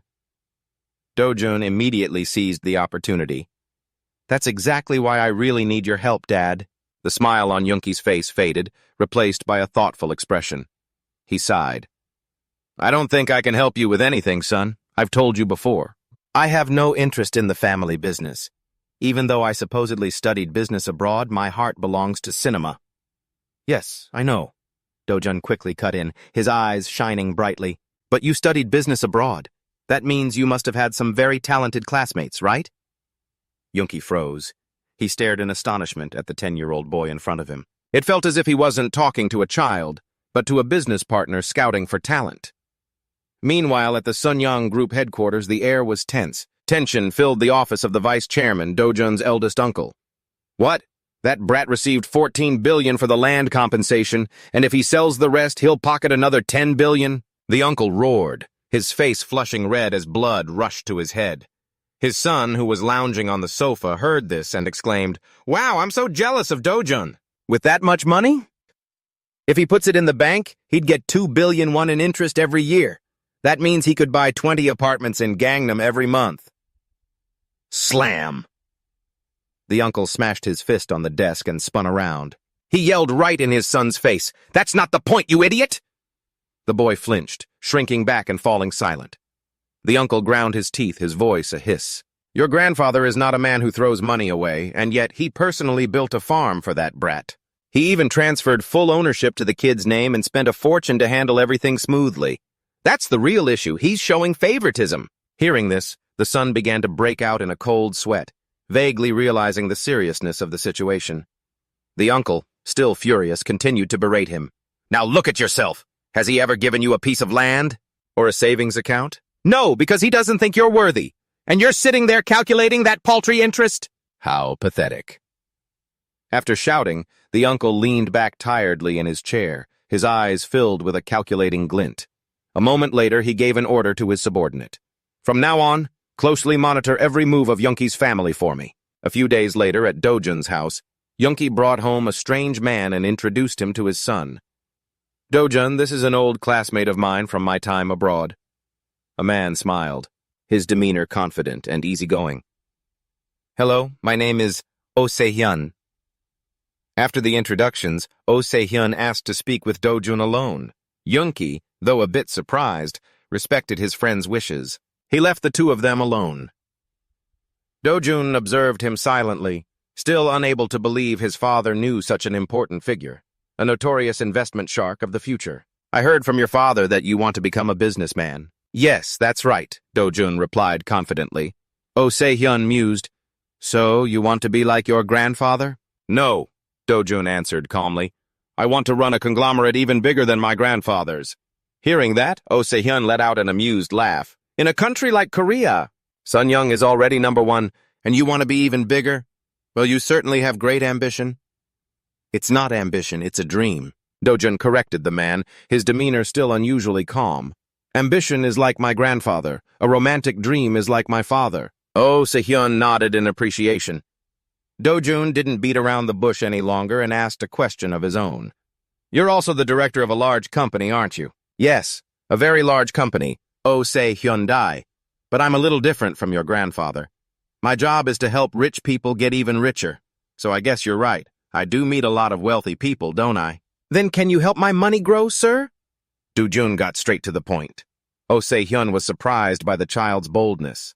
"Listen, kid, I only came here to talk to you out of respect for your father." "You can't be my client, why not, sir?" "Because my clients are all super rich. A kid's allowance doesn't belong in my investment portfolio." Dojun looked Oh Se-hyun straight in the eye. His voice became serious without a trace of childishness. "Didn't my father tell you about the money I have, sir?" "Oh," Se-hyun froze. "I currently have 14 billion won in cash in my account. If I sell the rest of my land, I'll have about another 10 billion. That's a total of 24 billion won. With this amount of money, am I qualified to be your client yet, sir?" The room fell silent. Oh Se-hyun was speechless, the smile on his face frozen stiff. He was a financial expert. He understood the value of money. But the figure of 24 billion won coming from the mouth of a 10-year-old boy was beyond imagination. In his past life, it wasn't rare for the children of tycoons to possess large assets, but that was a story for the future. At this point in time, in the 80s, a child owning such a huge amount of cash was one of a kind. 24 billion won now would be worth the equivalent of hundreds or even thousands of billions 35 years later. Time passed. Each heavy second placed an invisible pressure on Oh Se-hyun. He mumbled to himself, seemingly still unable to process the information he had just received. Seeing this, Dojun added another confirmation. "Yes, sir, you didn't mishear me. This year, I will have over 10 billion more." At this, Oh Se-hyun finally came to his senses. He took a deep breath and looked at Dojun with completely different eyes. The look one gives an equal partner. "All right, with that amount of money, we can talk." Dojun held out a notebook towards Oh Se-hyun. "This is my personal investment plan, sir." "Mr. Oh?" Se-hyun paused for a beat, surprised. He took the notebook and flipped through the pages. The first page made his eyes glued to the paper, startled in amazement. He flipped to the second page, the third, the fourth, and then the fifth. Beads of sweat began to pour from his forehead. Every number, every line Dojun had written was so sharp it was as if Oh Se-hyun had been put in checkmate. He was at a loss for words, but in the meantime, Dojun maintained an innocent expression, leisurely sipping his box of banana milk, wondering to himself how Mr. Oh Se-hyun would react after finishing this plan. He calmly observed every changing expression on the man's face. Then, Oh Se-hyun closed the notebook with great care and looked up to ask, "Dojun, how could you possibly know these things at your age?" Dojun smiled. "I'm quite smart, sir." "Not like this childish appearance of mine." But Oh Se-hyun was still half-doubting, shaking his head vigorously. "It's impossible, not to this extent. I don't believe the contents of this notebook were written by a 12-year-old. What if someone else drafted it for you? Even business students from a prestigious S-rank university probably couldn't come up with these strategies." Dojun gave a meaningful smile and retorted sharply, S-rank university students aren't the grandson of the chairman, and they wouldn't dare to dream as big as I do. For the past 3 years, I've gone to my grandfather's house every week. Even during summer vacation, I always followed him, trying to listen and understand everything he said. It was then that it dawned on Oh Se-hyun. The kid tried to understand Chairman Jin's entire way of thinking. So, this plan must be heavily influenced by the chairman. What if he's just simulating the vision of that old fox, Jin Yong Cheon? Thinking this, he pressed on. You were influenced by Chairman Jin, weren't you? Hearing that question, Dojun knew he had made the right move. Even for a genius, a plan of this magnitude couldn't possibly come from a 12-year-old. At times like this, the grandfather shield was the most perfect excuse. He gave a mysterious smile, having achieved his goal, and pretended to be naive as he confirmed. I'm always by his side, so he often tells me many important things, sir. After the conversation, as Oh Se-hyun was preparing to leave, Dojun's father saw his friend's pensive expression and asked, "What's wrong? You look so serious." Mr. Oh Se-hyun asked back, "Why didn't you tell me about the 14 billion? The father was confused for a moment, then remembered. Huh? Oh, that. I was afraid you'd be prejudiced about the kid's money, so I didn't think it was right to say. Oh Se-hyun's father shook his head, his voice serious. It's not about the money. That boy is absolutely not a normal child. I think your son is a genius. The father chuckled. Really, to that extent? Although it's true that Dojun is very good at his studies. Oh Se-hyun quickly interrupted. No, it's not about his studies. The two men looked at each other for a moment, neither saying anything more. Suddenly, Oh Se-hyun turned sharply and blurted out, "Well, I have to go home and think about this more. I'm leaving." And with that, he walked straight out the gate, leaving the father standing there dumbfounded, wondering if Dojun was really the genius his friend claimed. At that moment, Dojun was standing by the window looking down. Seeing his father look up at him, he quickly put on a goofy smile and waved. Looking at that silly grin, the father thought, in what way could that kid possibly be a genius? A few days later, one evening at Dojun's house, Oh Se-hyun was sitting across from the boy, confirming one last time. So what you mean is, since I'm the first one to receive this confidential information from my grandfather, I want you to follow this investment plan, right? Dojun nodded firmly. The two were silent for a moment, both contemplating. Oh Se-hyun nodded in agreement. That's true. If it's an investment plan based on the vision of the chairman of Sunyang Group, then of course its value would be far beyond any ordinary plan. After speaking, he stood up. In that case, we can throw out this pile of basic investment guides. They're not necessary anymore. Dojun thought to himself, to get a savvy man like him to listen to a kid, it seems borrowing Grandpa's authority was the only way. Oh Se-hyun continued, by the end of this year, we can establish an investment firm in the U.S. You will hold 100% of the shares. The capital will be held in the States until you want to withdraw it. Of course, you'll have to cover the company's operating costs from your own funds. Dojun smiled, satisfied. Just do as I say, Uncle. There's one more thing I need your help with. Upon hearing this, Oh Se-hyun felt a chill run down his spine. Again? Just how much is this kid going to shock me this time? He looked at Dojun's gentle, harmless smile, his heart filled with confusion. After their business was done, Oh Se-hyun hurried away. As he walked down the stairs, he let out a long sigh. Dojun's father saw him and quickly asked, Why the long sigh? Did Dojun cause trouble again? Oh Se-hyun clapped his friend on the shoulder and exclaimed with envy, Damn, I'm jealous. You've raised such an incredible son. His father still had no idea what was going on. Why are you suddenly saying that? Mr. Oh Se-hyun leaned back on the sofa and recounted, I just spoke with him. Dojun agreed to use the money for investing, but the kid is only putting up 10 billion. The father asked in surprise, 10 billion? Wasn't it a total of 14 billion? So, what does he plan to do with the remaining 4 billion? Oh Se-hyun sighed softly and turned to the man across from him. Dojun's father, you once said you wanted to start a film production company, right? If that company comes to life, you'll definitely be the #1 candidate for the CEO position.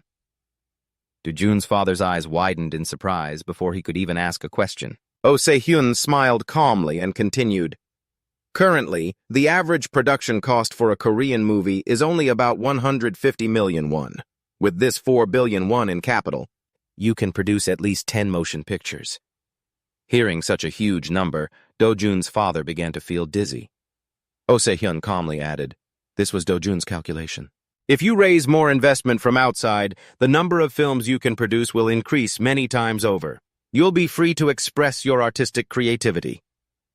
Finishing his story, Oh Se-hyun didn't hold back his praise. The boy is truly thoughtful. He knew that if he just gave you the cash directly, your pride would make you refuse. So he came up with the idea of starting a film company.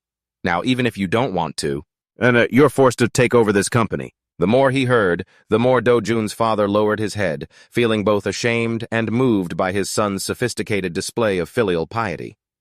The two men sat opposite each other, each lost in his own thoughts. At the luxurious residence of Chairman Jin, the atmosphere was completely different. Chairman Jin was intently reviewing a file, his voice cold as he asked his secretary, "Who is this person?" "Sir, that is Oh Se-hyun, the representative of Power Shares Korea," the secretary answered respectfully. The chairman glanced at the resume. "This guy, he's Hyunki's friend?" "Yes. He and your second son were classmates when they were studying abroad in England." After a brief pause, the secretary cautiously remarked, "But young Master Dojun is truly brilliant, isn't he?" Instead of just putting money in the bank for low interest like other kids, he thought of entrusting his capital to a professional investment firm. Chairman Jin put the file down on the table. "Go and meet this guy. For all we know, he's just a fly buzzing around trying to get his hands on Dojun's money." The secretary hurriedly obeyed and left. Alone, Chairman Jin began to contemplate his youngest grandson. He had thought the boy would be content with a quiet life. Who knew he would dare to take money for risky investments? But instead of being worried, he felt a thrill. That ambition, never satisfied with paltry interest, it was exactly like his own.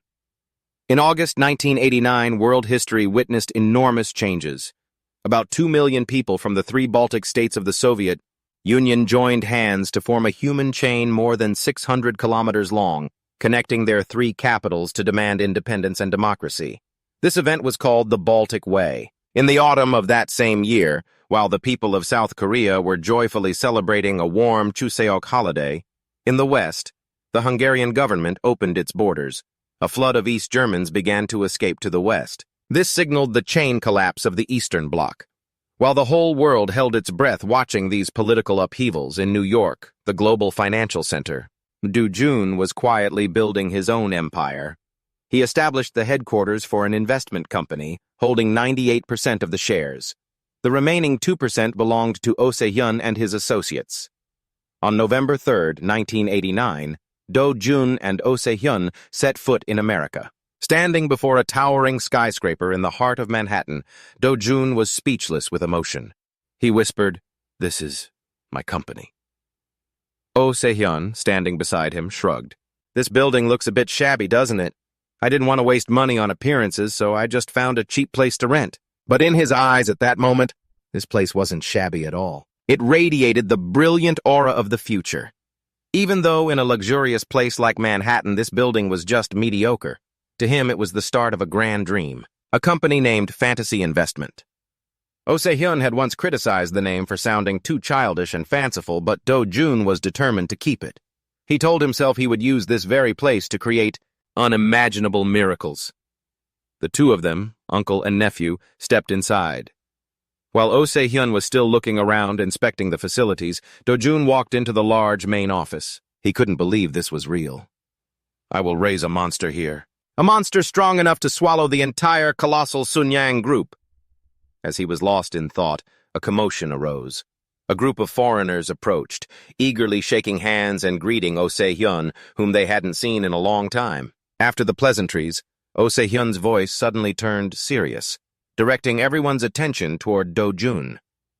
"Everyone, I want you to greet our boss. This is Jin Dojun, the CEO of Fantasy Investment." Dojun was slightly taken aback, while the employees stared wide-eyed at the young Asian boy. "These are the partners who will stand by your side. I've already given them a brief introduction about you," Oh Se-hyun whispered to Dojun. The employees hurriedly straightened their clothes and bowed in greeting. In response to their surprise, Dojun calmly smiled and introduced himself confidently in fluent English. The accent was shockingly perfect. The entire room fell silent. Everyone's jaw dropped.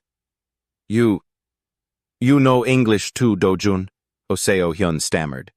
Yes, I taught myself a little here and there, Dojun replied modestly. Oseo Hyun broke into a cold sweat. A little here and there? This level was no different from a native speaker. But they didn't know that in his past life, Hyun Woo, now Dojun, because he came from a bottom-tier university, had to work 100 times harder than others to survive and climb to a high position in the Sunyang group. He had to grind day and night to learn foreign languages. He was determined to speak English better than even those prestigious Ivy League graduates. That knowledge had now become his most powerful weapon. Dojun suddenly spoke up. I know it's a bit abrupt to talk business the first time we meet, but everyone, and please help me conduct a thorough investigation into this company. Director Oseo Hyun's eyes widened in shock, not understanding what his young boss was planning. The office was in an uproar. No one could guess the boy's objective. Seeing this, Oseo Hyun had no choice but to ask directly, even though he was starting to get a headache. So, which company do you want to investigate, Dojun? Once Dojun uttered the name Mayun Computer, which would later become Dell, the surrounding employees nearly fell over. Everyone's face went blank, unable to believe their ears. A computer company? But Dojun maintained a cryptic smile and confidently declared, Yes, that will be the first place our company invests its capital. He began to speak eloquently, like a true expert. At 52 years old, Michael Bell already knew how to exploit intermediary fees in stamp collection auctions and figured out a way to directly connect sellers and buyers. From there, he started a multifaceted business and achieved brilliant success. Thanks to a focused marketing strategy, he later founded Mayun Computer and built it into a global computer empire. Listening to Dojun's presentation, the entire company was momentarily stunned. Even Oseo Hyun, a seasoned investor like him, was breaking into a cold sweat. Dojun, how do you know so much about Mayun Computer? Dojun smiled and replied in a strangely mature tone. When he was 12, he earned $2,000 selling stamps. In high school, he made a fortune from a newspaper delivery business. That's the kind of person Michael Bell is. Oseo Hyun was still skeptical. Are you really planning to invest a fortune just because you heard a few stories about his childhood startups? Unlike me, he didn't have a rich grandfather to back him up, but he was already making his own money at my age. Isn't a genius like that worth betting on? Dojun calmly retorted. The sharp, reasoned reply sounded exactly like it came from a wise old man, leaving Oseo Hyun speechless. The office began to buzz with discussion. In the end, there was no other choice. Oseo Hyun had to order his staff to immediately gather all information on Mayun Computer and Michael Bell. The team instantly dispersed to get to work while Dojun smiled, satisfied, watching the busy scene. A few days later, on the way to the meeting spot, Dojun was still surprised that Michael Bell wanted to meet at a hamburger joint. Oseo Hyun seemed pessimistic. The chances of us being able to invest in Mayun Computer are very low. Yes, I know. It's because they just received a $30 million investment from another party, Dojun replied nonchalantly. Oseo Hyun was startled. You knew about that too? If it were last year, they would have rolled out the red carpet for us. It's true, in investing, timing is everything, Dojun muttered, calculating the timing for investment and withdrawal.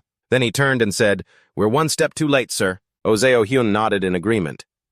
The fact that Bell scheduled the meeting at a fast food place shows this isn't very important to him. I had a hard time just getting him to spare a little time for us. Dojun let out a soft sigh, a hint of disappointment on his face. Hey, Dojun, let's go in. Oseo Hyun urged him on. Entering the noisy, crowded fast food restaurant, the two of them scanned the room. Suddenly, a voice called out, Hey, Mr. O! Looking toward the voice, they saw a very young man sitting and waving at them. Dojun observed in surprise. This was Michael Bell, the man who, at age 27, would become the youngest billionaire to make the list of the world's 500 richest people, and by age 34, would be among the top 5 richest people in America, with a net worth of $2.4 billion.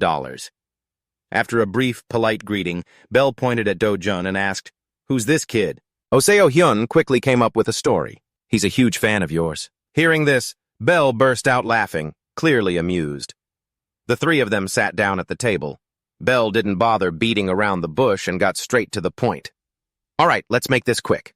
I have to be back at the office in 15 minutes. This morning, Oseo Hyun had hurriedly presented Fantasy's intention to invest, But before he could even mention the amount or the benefits, Bell had bluntly shut him down.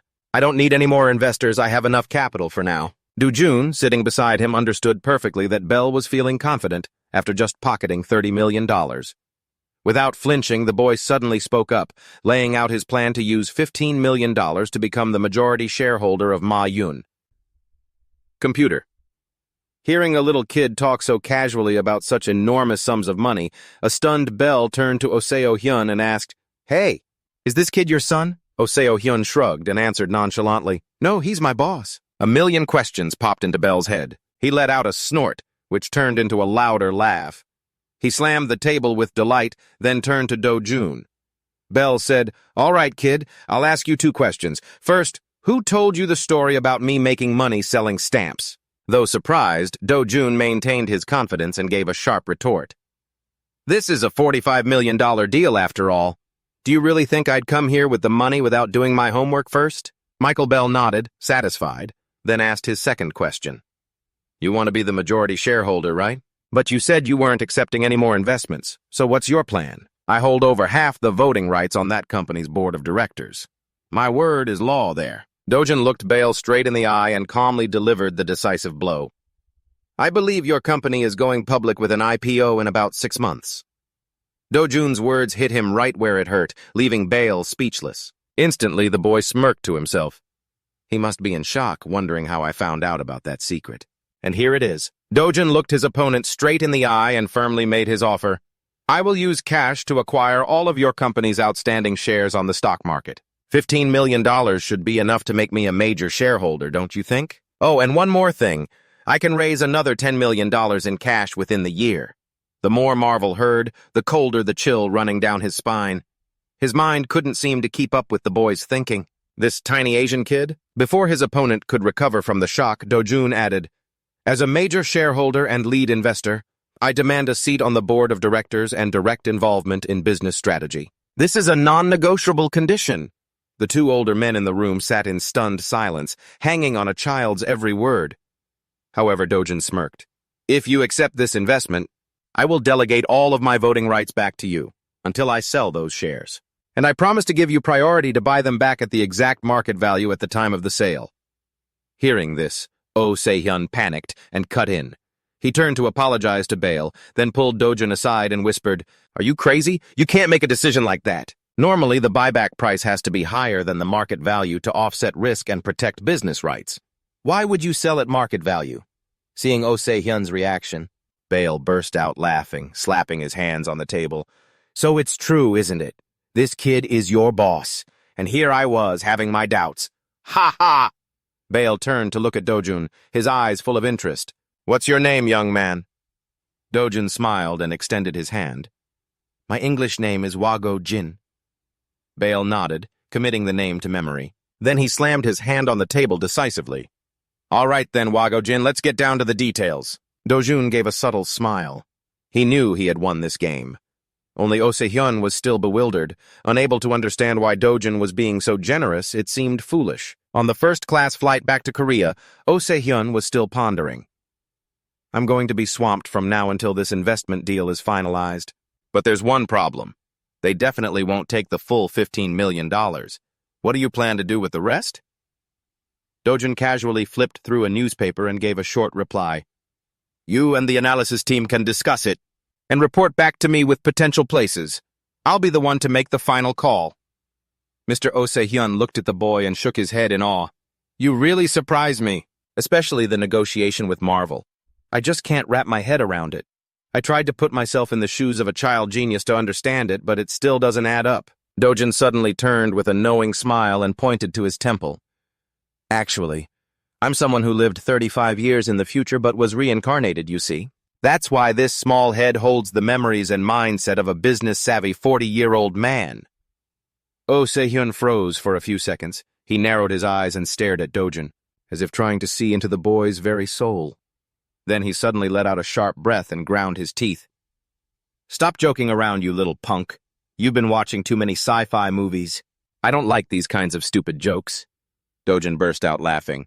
"Ha ha! You don't find it funny?" Oh Se-hyun thought for a moment, then mumbled, "It is strange, though. If that crazy theory were true, that would mean This is the insight of a seasoned 40-year-old businessman.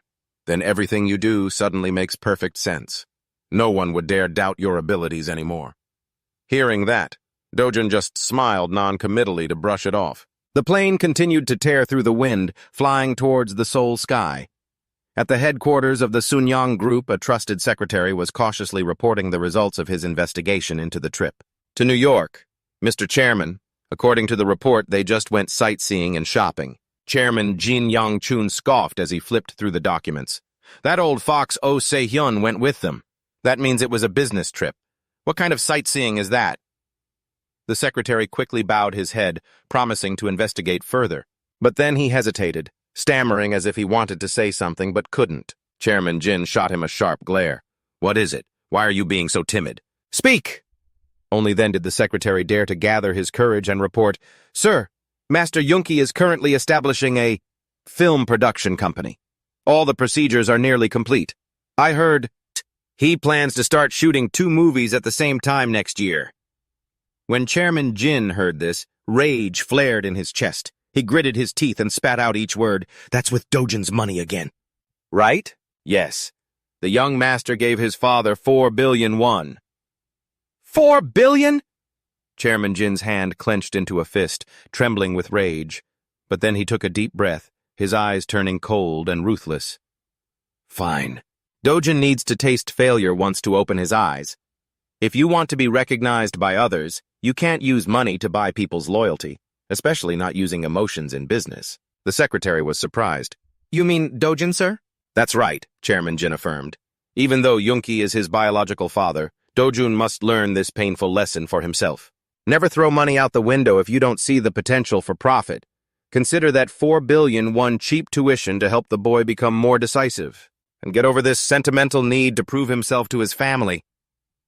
The secretary asked timidly, But, Mr. Chairman, what if Master Yunki's movies are a success? Chairman Jin sighed in exasperation and waved his hand dismissively. Yunki is just an idle daydreamer. Has he ever run a business before? If making movies were that easy, there wouldn't be people going bankrupt over them. Hearing this, the secretary fell silent, not daring to argue further, but he secretly thought to himself, what if just one movie becomes a success? Then we'll have to acknowledge the excellent investment skills and eye for talent of the young master, Dojun. At Dojun's house, Oh Se-hyun was reporting his progress to his little boss. We'll be investing $9 million into Miracle Investment. I've also selected a few potential candidates to invest the remaining $6 million in. With that, he pushed a stack of documents toward Dojun. As he scanned the list, Dojun's eyes suddenly lit up when he came across a name, a very familiar one. He exclaimed excitedly, Microsoft! Oh Se-hyun quickly tried to dissuade him. Sounds completely unheard of, right? To be honest, I don't know much about this company. I've heard that investing in it is quite risky. The older man was wary. But Dojun, a man from the future, knew full well what a powerful empire Bill Gates' Microsoft would become. In his dictionary, the word risk didn't exist when it came to this name. What's the reason? Dojun asked, probing. Oh Se-hyun explained. They keep releasing computer operating systems, but the market reaction has been lukewarm. According to my sources, they plan to release a 3rd version next year, but with this string of failures, it's hard to see a future for them. Not to mention, IBM is also gearing up to develop its own operating system and is splitting from Microsoft. Hearing this, Dojun had to rack his brain. I wonder if they're releasing Windows 3.0 next year. Yeah, or 3.1, but it should be fine. It's only a 1 or 2 year difference at most.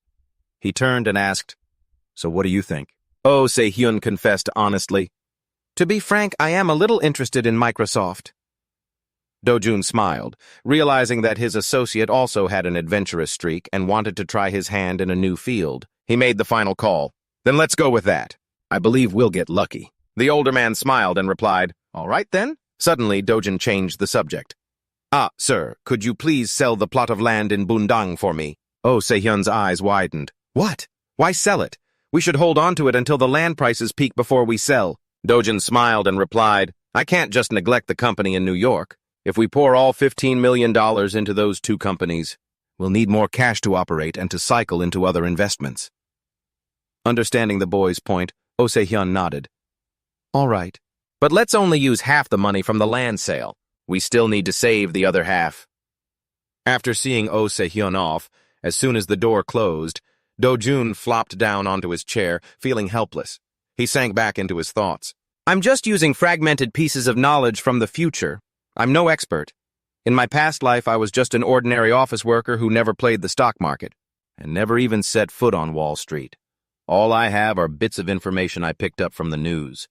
I may not know the exact golden moment to invest, or which company is truly worth a fortune, but there is one field I'm certain will become an undefeated legend 35 years from now. Movies.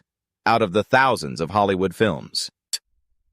I know the massive blockbusters like the back of my hand. Investing in movies, I definitely can't fail. At this thought, Dojun let out a calculating smile. Movies would be the key to turning him into the Midas King of Hollywood. A few days later, Oh Se-hyun brought more documents to Dojun's house. I don't know why you wanted to see this, but here it is. He placed a file on the current state of film production and investment on the table. Dojun immediately dove into it. Oh Se-hyun asked curiously, Are you planning to show this to your father? Since this film division can import movies into the country. Yes, I was thinking about that. Dojun replied distractedly, his eyes still glued to the page. Suddenly, he froze, cursing inwardly with regret. A future blockbuster had already been confirmed, with a distributor. What a shame if this movie had been distributed domestically by my father's company, it would have created a huge buzz, paving the way for his own movies to get into theaters more easily. Dejected, his gaze then fell upon another name. Dojun quickly asked, Sir, is this movie still filming? Which one? Dojun held out the file. Oh Se-hyun glanced at it and shrugged. This one's waiting to start filming. It's small scale. The director and the main actor are both complete rookies. Oh wait, the actor is a kid, around your age even. He shook his head, advising, It's best to skip this one, kid. Why is that? Dojun asked. The studio had approved a $14 million budget, but the costs suddenly skyrocketed, so the project was pushed to Fox, where it's still under review. I may not be an expert in movies, his uncle said, but if it's having such a rough start, how can it possibly succeed?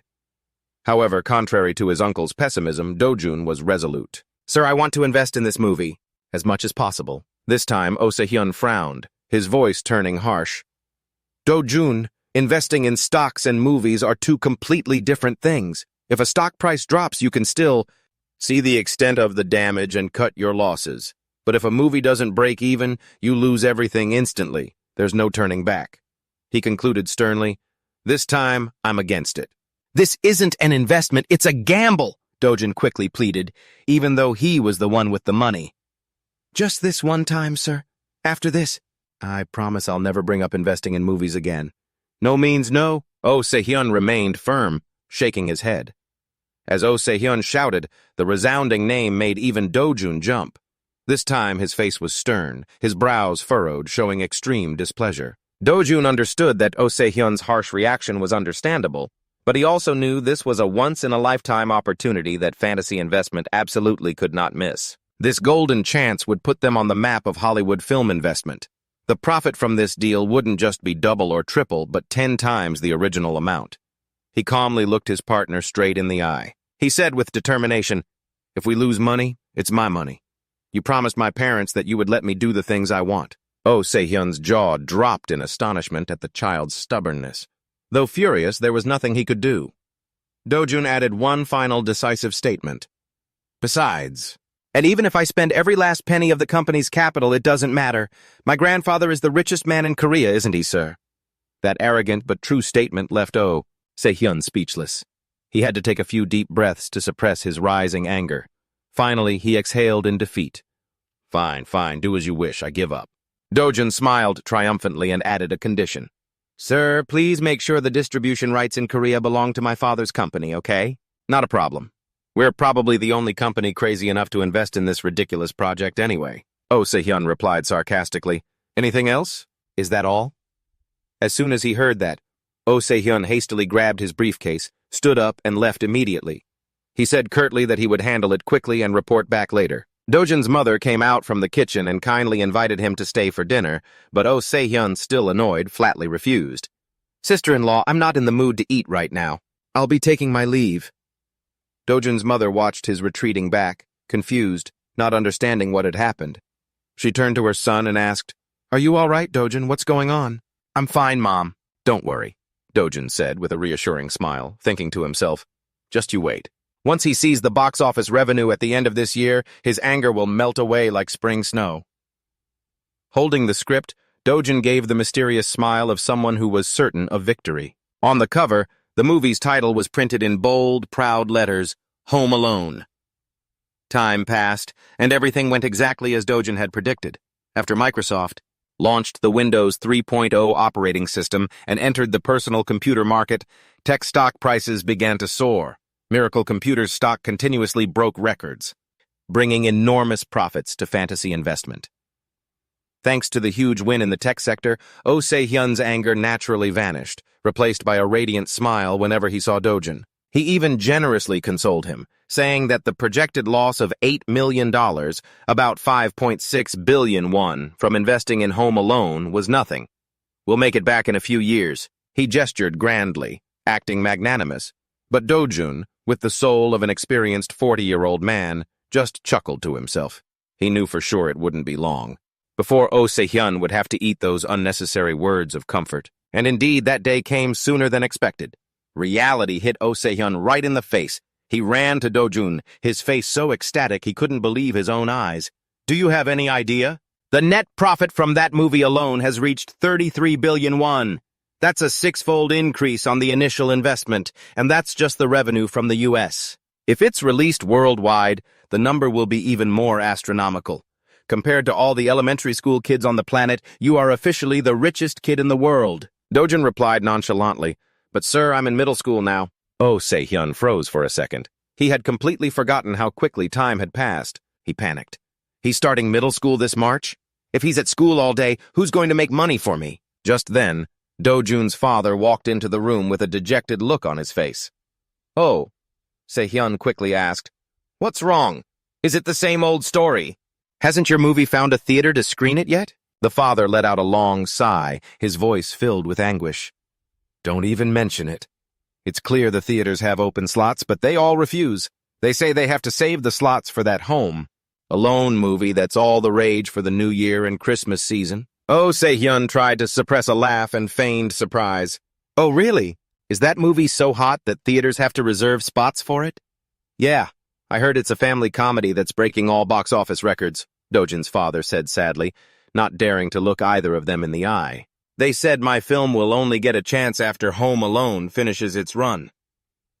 That day, Oh Se-hyun and Dojun exchanged a sly glance. Both of them knew exactly who the real owner of that blockbuster was. Dojun spoke up with a suggestion. Dad, why don't you give them an offer? Announce that any theater willing to screen your film will also get the exclusive screening rights for Home Alone. The New Year holiday is the golden time to make money, after all. Dojun's father fidgeted for a moment, then it was as if a light bulb went on. He looked at his son as if he were an open-pit gold mine. That's right. Why hadn't he thought of that? He hastily grabbed the file folder. As he dashed out the door, he looked back and said, Wait for me to handle this. Then we'll discuss it in more detail, Dojun. The boy watched his father's back disappear through the door as fast as the wind, leaving the uncle and nephew staring at each other in bewilderment. Oh Se-hyun then suddenly remembered something important that he had completely forgotten in his excitement. How did this kid know for sure that we'd land that lucrative contract from the very beginning? After the successful deal, Dojun, with the advantage of his memories from the future, decided to go big. He told his close uncle, Uncle, could you help me make a list of all the movies that will start filming this year? This time I plan to pour about $200 million into them. Hearing the enormous number, Oh Se-hyun was startled and tried to talk him out of it, saying that going big once was more than enough and far too risky. But Dojun remained calm and countered with a question of his own. Hey, Uncle, let me ask you something. What's the average investment return that the fantasy employees in New York make? Oh Se-hyun did a quick mental calculation and replied, About 600% a year. And that's just the lowest return among the deals I decided to invest in. After saying that, the uncle suddenly felt a sting, realizing he had just shot himself in the foot. It was clear he was completely outmatched by this kid's intellect. Dojun just smiled gently at his stunned uncle. With no arguments left, Oh Se-hyun had to admit defeat with a nod. All right, I get it. I'll make the list and get back to you. After Oh Se-hyun left, Dojun wearily sank onto his soft bed. Although his body was resting, his brain was still working at full capacity. I'm in middle school now. From now on, I have to focus on my studies to maintain my top rank and not disappoint Chairman Jin. Perhaps for the next 3 years, Dojun would have a bit more free time, because his investment work was simply a matter of picking the blockbuster movies that were guaranteed to succeed. Lost in thought, he heard a knock on the door. His mother peeked her head in. She asked gently, "Are you done talking with your uncle, dear?" Dojun sat up and replied politely, "Yes, Mom." Seeing her son was free, his mother suggested, "How about we go out and eat, just the two of us?" Dojun happily nodded in agreement. The very next day, Dojun was sitting at home when he heard the sound of footsteps pounding down the stairs. It turned out to be his naive and earnest father, who was in a hurry to go somewhere. Seeing this, Dojun asked politely, "Where are you going, Dad?" His father, putting on his shoes, replied, his voice filled with a mix of excitement and nervousness, "Today is the premiere of my movie. I'm just running to the theater to check on things. I'll be right back." Watching his father's flustered figure, Dojun couldn't help but laugh, finding him quite cute and funny. After his dad left, the little old man of a middle schooler put his feet up and read the Korea Economic Daily as if he were studying current events to see if there was any hot news or a newly crowned beauty queen to invest in. Suddenly, a piece of earth-shattering news caught Dojun's eye. The boy had to put the newspaper down on the table and reread every word just to be sure. All the papers were simultaneously attacking the car company, Hajin. Dojun frowned, trying to search his memory. In his past life, this hadn't happened in 1991. According to his memories, Hajin Motors only truly collapsed after the 1997 foreign exchange crisis. And it wasn't until 1998 that it was acquired by the Daeyoung Group. He began to feel tense. Had his interference changed the flow of history? Or was this just a competitive tactic? From some other company? Or perhaps this was a move in the government's corporate restructuring process. Dojun rushed off to find his mother. Seeing her son in a panic, she asked kindly, "What's wrong, honey?" She thought her son was about to whine for money or something.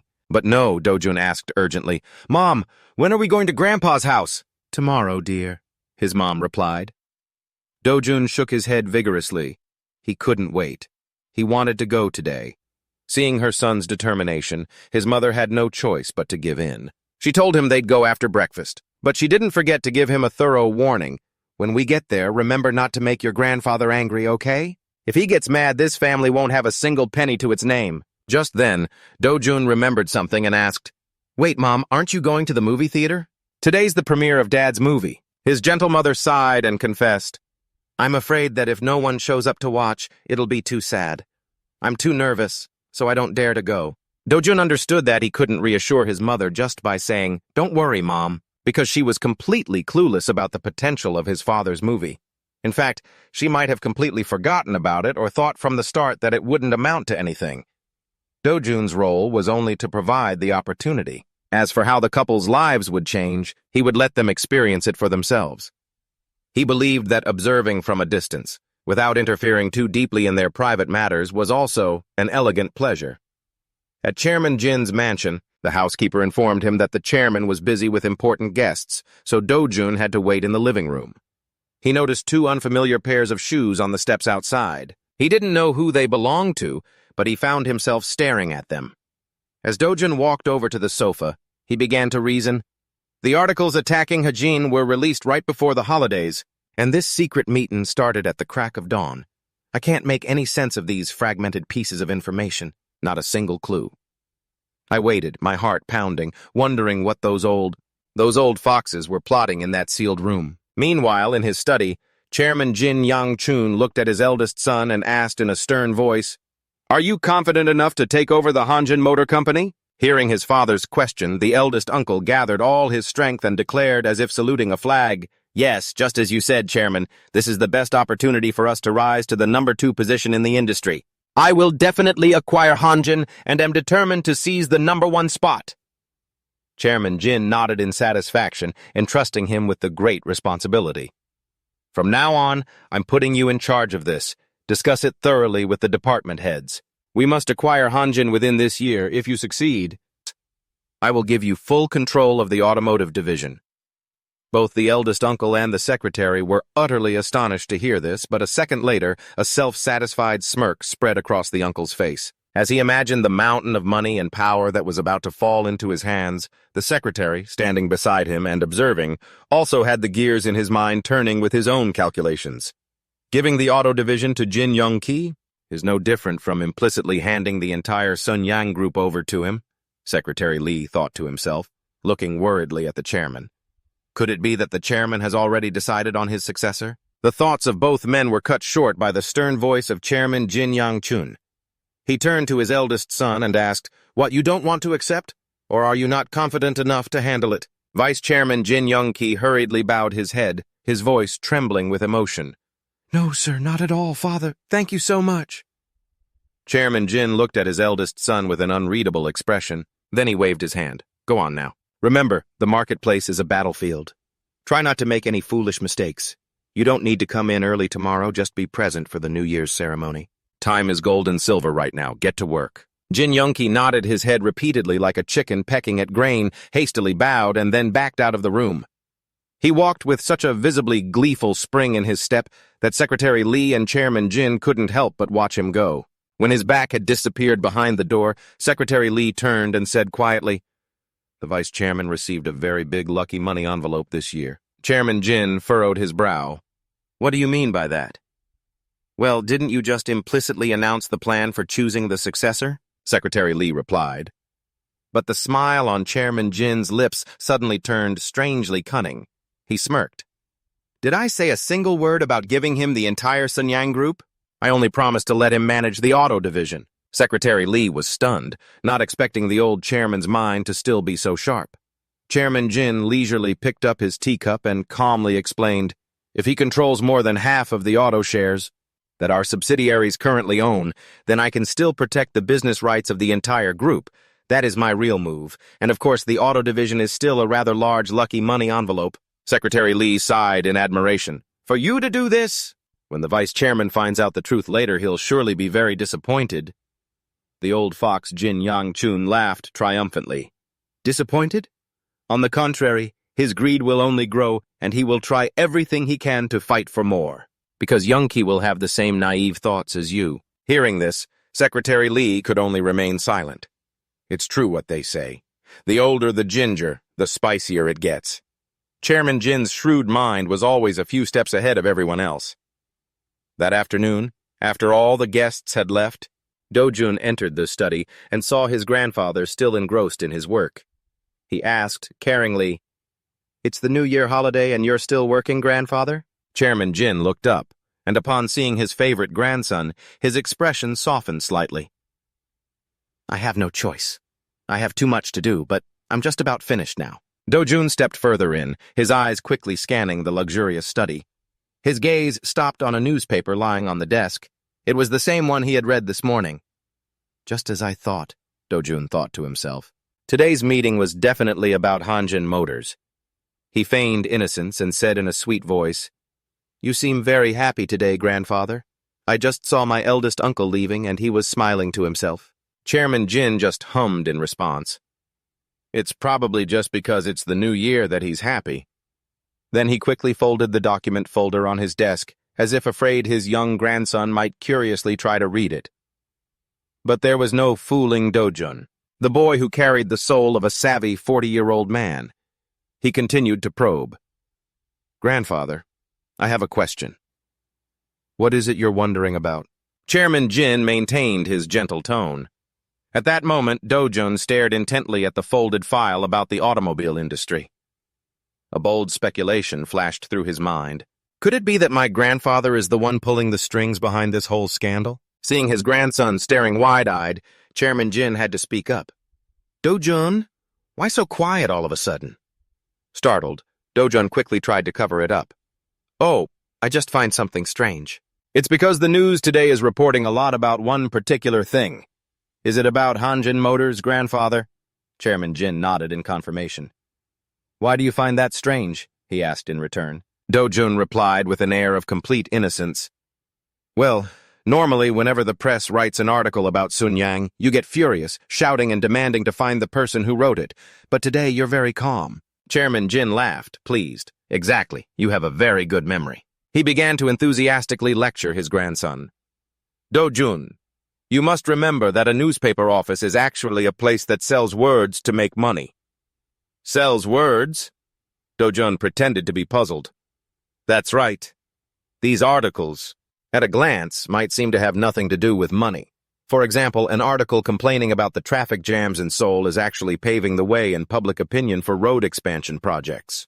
By construction companies. Dojun stood still, intently hanging on every word. Chairman Jin pointed at the newspaper. So, you tell me who stands to make money from these articles that criticize Hanjin Motors? Dojun answered quickly without a moment's hesitation. The rivals who want to see Hanjin Motors collapse. Ha ha ha! Very clever! Chairman Jin laughed with delight. He waved for Dojun to come closer, then ruffled his hair in praise. But inside, Dojun's mind was in turmoil. Damn it! So it was him. To think that the first person to make a move against Hanjin Motors was my own grandfather. He began to worry. According to his memories from his past life, it was the Dae-young Motor Group that was supposed to acquire Hanjin Motors. So it wasn't Sun Yang. Could it be that in my past life, grandfather failed in this deal? That's how Dae-young was able to swoop in and take the prize. The next day, the Lunar New Year spirit filled the Jin family mansion. From early morning, the sound of chopping knives and clanking plates echoed from the kitchen. The chefs were busily preparing, while the maids moved swiftly, carrying out each steaming dish to the banquet table. An 8-meter-long dining table was laden with every kind of luxurious delicacy. It was overwhelmingly opulent. The entire Jin family was gathered. Chairman Jin Yang-chun sat at the head of the table, silently enjoying his meal, radiating absolute authority. Around him, the other family members also ate with their heads bowed, not daring to make a sound. The only daughter and her husband chewed cautiously, as did the eldest son, Jin Young-ki and his wife. Then came the second son, Jin Dong-ki and his wife. At the far end of the table, the youngest son, Yoon-ki's family, also sat stiffly, not daring to utter a single word. The atmosphere at the Chaebol family's dining table, though filled with delicious food, was unusually suffocating and tense. Dojun's parents, who held the most humble position in the family, sat hunched over, full of apprehension. In contrast, Dojun, the favorite, wealthy grandson, leisurely enjoyed his meal, unafraid of anyone. Suddenly, his eldest uncle seemed to recall some semblance of brotherly affection for Dojun's father. He casually inquired about the performance of the movie that premiered yesterday. Dojun's father, having not been addressed by anyone in the family for so long, was momentarily flustered and stammered, unable to answer immediately. Hearing his useless youngest son mentioned, the chairman simply frowned in silence. Regaining his composure, Dojun's father held his head high and replied firmly, "It's doing quite well, brother. Just looking at that one theater, we've already sold nearly half the tickets." Hearing this, the eldest uncle let out some insincere praise. "Oh, my little brother, you're quite skilled. For a debut film to be such a smashing success already, huh?" Dojun's father gave a humble smile. Today is only the first day of its release. You'll have to wait until it leaves the theaters to know the exact results. Dojun, sitting beside him, was overjoyed to see his father finally speak up and respond with confidence. He ate with a small, satisfied smile. Just then, his plump and arrogant second aunt raised her voice. Ordering her sister-in-law around, she held her empty bowl out towards Dojun's mother and commanded curtly, "Go to the kitchen and get me more soup." His gentle mother could only lower her head submissively and reply, "Yes." As she was about to stand up and obey, Dojun felt his blood boil. This old hag never changes. She takes every chance she gets to walk all over his mother. Dojun's father was furious too, but he was helpless, forced to swallow his anger. Suddenly, the chairman's authoritative voice cut through the suffocating atmosphere. "Second daughter, get me a bowl of soup." Dojun's mother flinched and turned around. Both Dojun and his father were bewildered, not understanding what was happening. The second aunt thought she had misheard and stood frozen to the spot. Seeing this, the chairman started to grow impatient. He held his bowl out in front of her and barked, "You're still young and already going deaf? I said get me some soup." The second aunt jumped, hastily replying, "Yes, yes, father." She then scrambled over to take the bowl from the chairman's hand, not daring to delay for even a second. She was afraid of upsetting her personal walking bank. The other two ants at the table also breathed a sigh of relief as if they had just dodged a bullet. Dojun's parents were still in a state of shock. They just sat there, dumbfounded, staring at the chairman. And as for him, the most powerful man in this house, he calmly continued his meal as if nothing had happened. Dojun thought to himself, "Grandfather has just publicly defended and acknowledged my parents' status in front of the entire family. From now on, no one in this house will dare to bully or look down on my parents again." He let out a cryptic smile. "I really should be moved to tears by this. But unfortunately, my mind is already preoccupied with plotting his betrayal." After the meal, Dojun cautiously approached his grandfather's study. He peeked in to observe for a moment, then quickly slipped inside. His target was the important report that his grandfather had left on the desk yesterday. In order to stop his plan, he had to understand every single step detailed within it. Finally, Dojun found the stack of documents on the desk. He hurriedly flipped through the pages to examine them. So, engrossed in reading, he forgot to be on guard and simply plopped down on the floor. Flipping through the pile of papers, the more he read, the more Dojun felt something was off. This wasn't merely a strategic report on the acquisition of Hanjin Moto. This was a detailed proposal on the necessity of restructuring the automobile industry, complete with related policies and support measures from the government. The document argued that letting Dae-Young Moto acquire Hanjin would lead to a dangerous market monopoly. Therefore, the conclusion it reached was that Sun-Young Motor was the most suitable candidate to acquire Hanjin. Reading this, Dojun clenched his fists in anger. So that's how it is. He drafted a policy that benefits himself. Then spoon-fed it to the government, and the government just acted according to the script he wrote. In other words, Sun-Young Group and the government are in deep collusion. Frustrated, Dojun bit his finger lightly. I can't exploit any loopholes in this deal. What am I supposed to do now? If I give up now, Hanjin Moto will fall into Sun-Young's hands, and my entire plan will go up in smoke. Lost deep in thought, Dojun was completely unaware of the sound of footsteps approaching from behind. What are you doing in here, grandson? A familiar voice rang out. Dojun froze. His entire body went stiff, his face a mask of shock at being caught red-handed. He slowly lifted his head, still clinging to a faint glimmer of hope. But alas, standing tall and menacing before him was none other than his grandfather, the powerful and ruthless chairman. His face was flushed with fury.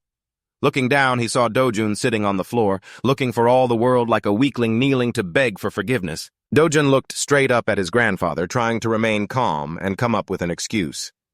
I'm sorry, grandfather. I just wanted to find some related materials for reference, that's all. A tense atmosphere filled the room. But then, surprisingly, the chairman's angry expression softened, replaced by a faint smile. He asked, So, did you find the answer you were looking for? Dojun was overjoyed internally, but pretended to scratch his head innocently. I've only just glanced through it, so I don't really understand it very well yet. The chairman's expression turned stern and admonishing again. It's a shame you couldn't resolve your own questions. A thirst for knowledge is a good thing, but from now on, if I am not here, you are forbidden from entering this room without permission. Do you understand? Having been let off the hook, Dojun was ecstatic. He quickly tidied the documents back on the desk, mumbled an apology, and scurried out. The immediate crisis, at least, had been averted. But the future still held worries. He had hoped the report would include a plan to acquire Hanjin Moto, but reality was not so kind. Dojun pondered this as he walked. I have to find another way to turn this situation around. Just as he was about to step out the door, Dojun suddenly stopped.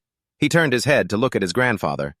Chairman Jin was still sitting there, a gentle smile on his face. It was as if he had never plotted anything ruthless. Dojun met his gaze and bowed respectfully, but a spark ignited in his mind. The person I need to stop isn't my grandfather. It's the government. What should I do? He had to make the government so preoccupied that it wouldn't have the time to pay attention to the Sun-Young Group's proposal to restructure the auto industry. Dojun began to rummage through the memories of his past life, piecing together the major events that were about to happen at this time. And then he smiled. The next day in the chairman's meeting room, a heavy atmosphere hung in the air. Chairman Jin sat leaning back in his chair, listening to his secretary's report with a grave expression. Sir, according to my investigation, all the rumors are true. Chairman Chung Tae-soo of the Hanbo Group has been secretly buying up land, and related politicians have also received enormous bribes. The secretary hesitated for a moment before continuing. I fear this case will cause a major shockwave and won't die down anytime soon. It would be best for us to limit contact with the Blue House during this time. The acquisition of Hajinomoto's shares will probably have to be put on hold as well. Throughout the report, Chairman Jin's fingers tapped rhythmically on the tabletop. Each tap was like a hammer blow to the secretary's mind, causing him to break out in a cold sweat. "What a bunch of useless fools," the chairman roared. "I warned them not to invest in land under this administration." He gave a firm order, pull out of that risky investment immediately. His eyes accidentally fell upon the proposal file for the government-backed acquisition of the auto industry lying on the table. Now it looked utterly repulsive. In a fit of rage, he grabbed the file and threw it straight into the trash can. Meanwhile, at Dojun's house, the boy was leisurely drinking milk, giving himself a silent word of praise. It's a good thing I remembered this Hanbo scandal. Anonymously sending the information to the press agencies finally paid off. Placing the empty milk carton on the table, Dojun smiled triumphantly. With a scandal of this magnitude, the government will be scrambling to handle the crisis for a long time. They won't have the bandwidth to care about Sunyang's proposal anymore. Hajinomoto? I managed to protect it after all. The next day at Oh Se-hyun's office. "Uncle, it's time you came to work for me full-time," Dojun began. Oh Se-hyun's eyes widened, looking at the kid in front of him, not understanding what he was talking about. Dojun maintained the demeanor of a true boss and continued, "Stop working for power shares.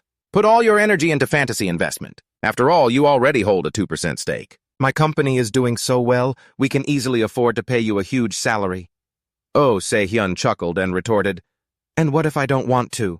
Dojun asked in genuine confusion, "Why? Why would you turn down such a great opportunity?" "Look," Oh Se-hyun replied seriously, "you own 98% of the shares, and you're the one who makes every important investment decision. And every single time you hit the bullseye. So what role is there for someone like me here?" Oh Se-hyun looked at Dojun meaningfully. Dojun understood the issue. "Ah, so it's a matter of professional pride. Time to dangle some bait to keep this talent." The quick-witted boy made a new offer. "I'll open a branch in Korea. I'm planning to allocate a portion of the capital to run the office here. What's more, my grandfather also has a slush fund that needs a manager." This statement startled Oh Se-hyun. Dojun knew very well that during the investigation into Oh Se-hyun, his grandfather had recognized the man's talent and had recently, secretly, entrusted him with some important matters. Oh Se-hyun was stunned, wondering, did Chairman Jin really tell this kid about such a massive secret? Or did the boy dig up the information from his grandfather himself? Before his opponent could recover, Dojun delivered the final blow. "I will only be pulling my investment from Martin Computer. The proceeds from that, plus my grandfather's slush fund, you will have full authority to manage all of it." "How does that sound?" Oh Se-hyun exclaimed in horror. "What? You plan to pull out of Martin Computer?" "Yes, I plan to liquidate our entire position early next year," Dojun replied nonchalantly. This time, Oh Se-hyun could no longer keep his composure. He jumped up and yelled in Dojun's face. "Are you crazy? Martin Computer is our golden goose. Why would you want to pull out now? Their stock price has never dropped since they went public. It's a blue-chip stock. Are you just planning to throw money out the window?" Dojun remained calm, as if it were no big deal. "We can discuss that later. What do you think about what I just proposed? And please don't misunderstand. This isn't me giving you an order. I'm sincerely asking for your help." The more Oh Se-hyun heard this insolent kid's tone, the more his blood boiled. He whipped his face toward the window. He refused to answer, cursing inwardly. What a hateful little brat. But as annoyed as he was, he had to suppress his anger and reply, "All right, I'll organize my conditions and get back to you. We'll discuss it in more detail then." Upon hearing this, Dojun was overjoyed, thinking to himself, "This is perfect. Any conditions are fine. After all, I was planning to meet them all anyway. What I need most right now is a partner like Oh Se-hyun, an adult who doesn't treat me like a child, who's also smart and seasoned with experience. Most importantly, he's a sly old fox in the business world. Wherever we go, I won't have to worry about being bullied or taken advantage of. From now until I'm old enough to be an adult, the only person who can represent me is Oh Se-hyun." Suddenly, Oh Se-hyun turned back and asked, "Dojun, let me ask you something. What do you plan to invest in next with the profits from Martin Computer?" "I plan to invest in the Japanese market, sir," Dojun answered curtly. As soon as he heard the words Japanese market, Oh Se-hyun's eyebrows furrowed tightly. He stamped his foot and objected vehemently, almost shouting, "Absolutely not! You've read the news, haven't you? If the economic bubble bursts, Japan is the place with the highest risk of a crisis." Dojun, maintaining the composure of a wealthy young master, calmly replied, "Sir, the most dangerous place is also where the best opportunities lie. Don't you know that better than anyone?" Oh Se-hyun was furious, but there was nothing he could do about this kid. He tried to reason with him. That's just empty theory for a few lucky people. Out of 100 people who rush into a death trap, maybe one will manage to seize the opportunity. The other 99 will all go bankrupt. Dojun smiled confidently and retorted, "So, you don't think I'll be that one person out of 100? The kid's overconfidence, bordering on arrogance, left Oh Se-hyun speechless. He could only stand there, stunned and at a loss for words. Seeing Dojun still holding that enigmatic smile, he had to exclaim, "Just stop smiling! It's creeping me out!" Meanwhile, at the Sunyang family mansion, the atmosphere was not nearly as pleasant as the weather outside. The eldest uncle, Jin Ian-ki, was questioning his son. "How was your meeting with your grandfather?" "He told me to stay in Europe until I'm 30, the son replied. Hearing this, the uncle flew into a rage. "And then what? Don't tell me you dared to show him an attitude." The son grimaced in annoyance. "Who do you think I am, Dad? I'm not that stupid. Of course, I just smiled and promised I would do my best." Hearing that, the uncle's tone softened. "Good," he praised. He turned to his 3 children and warned in a stern voice, "You are all grown up now. Engrave my words into your minds. Your grandfather definitely has people monitoring your every move. If you cause even the slightest trouble, it won't just be you who suffers.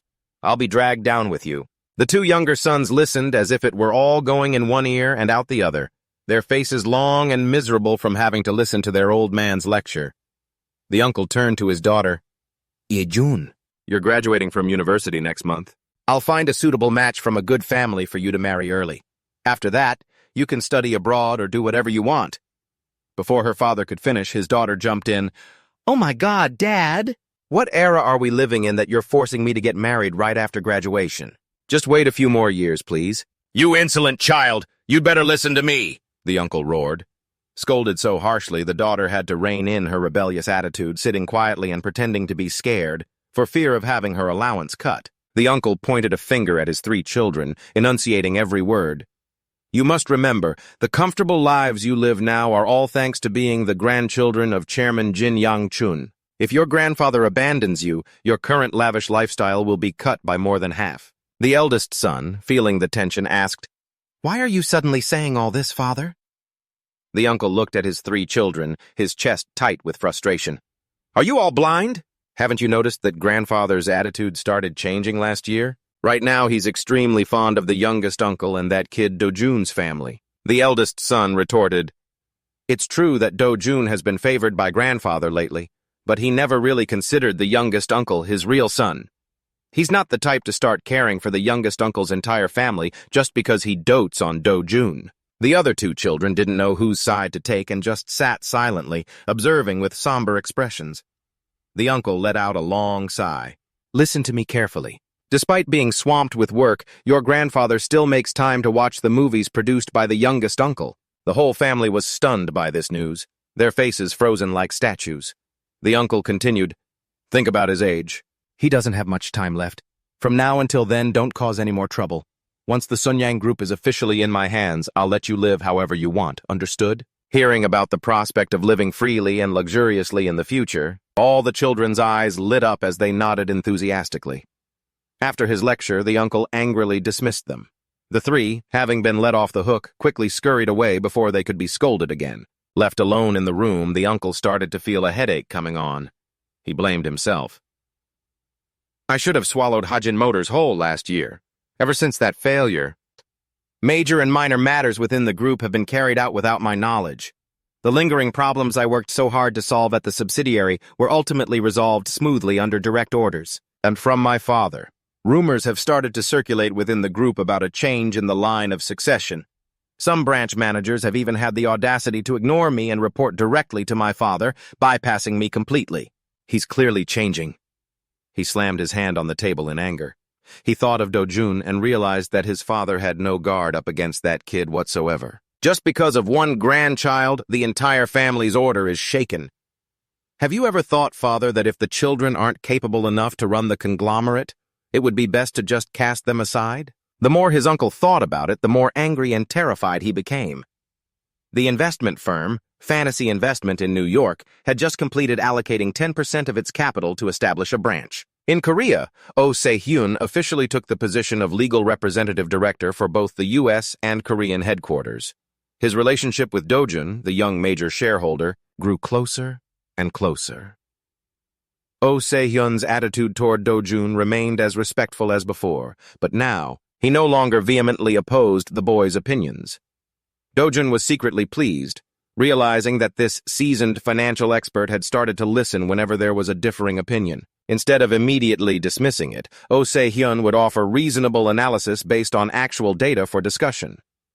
Today was another mentally taxing day for the two of them. Oh Se-hyun was facing the difficult decision.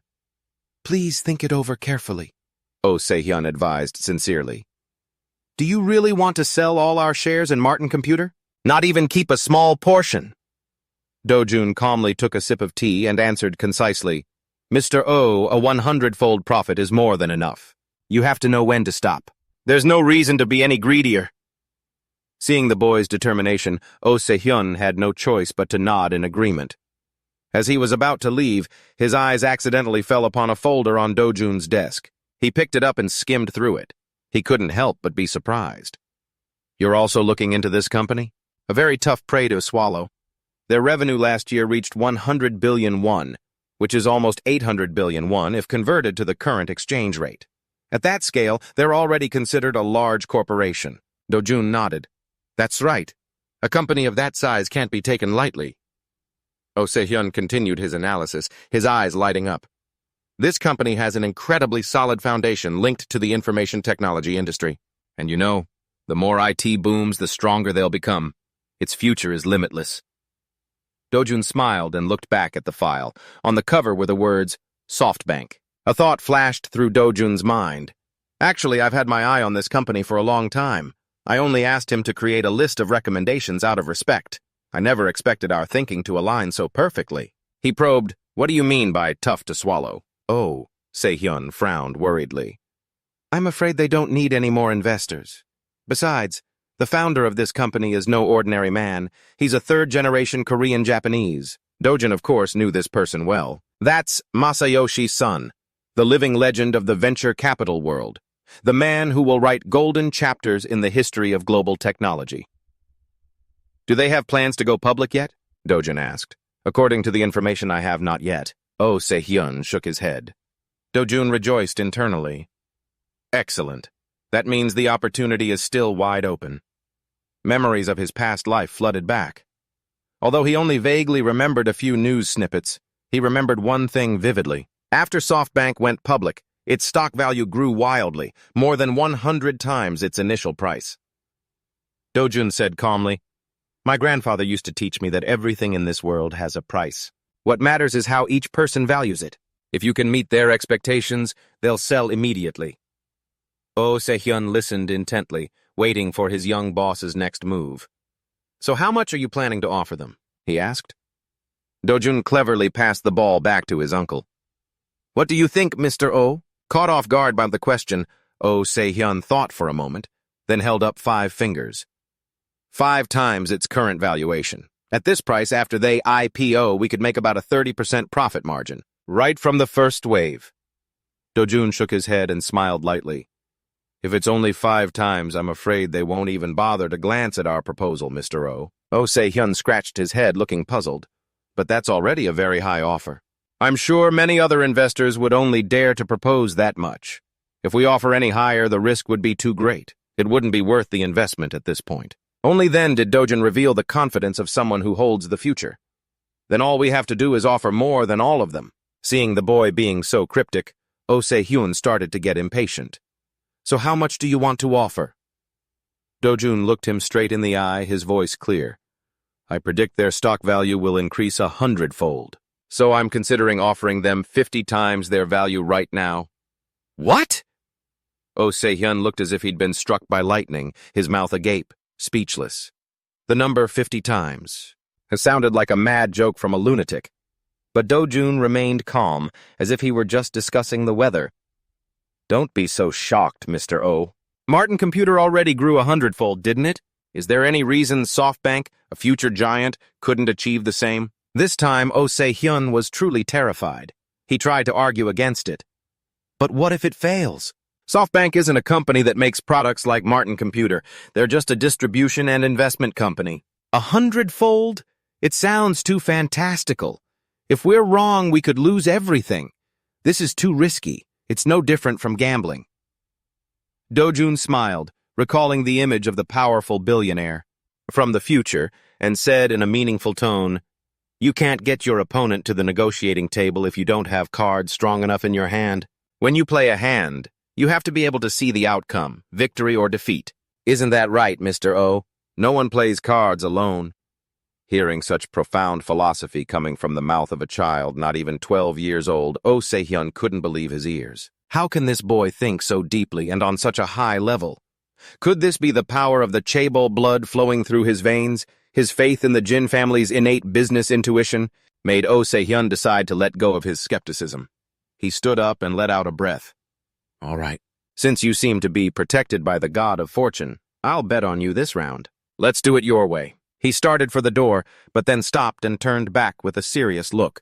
"But Dojun, a passion for gambling will lead a man to ruin. Take this to heart." Dojun was a little surprised, since he hadn't touched gambling in this life. But understanding his uncle's good intentions, he smiled reassuringly. "Don't worry, Uncle. This will be my last risky gamble, until I become an adult." Hearing this, Oh Se-hyun smiled with satisfaction and turned to leave, leaving Dojun with his plans for a future empire.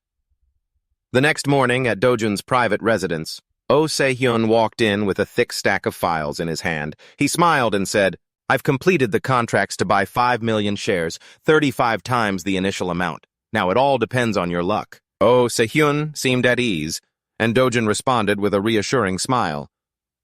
"Don't worry, Uncle. Everything will be fine."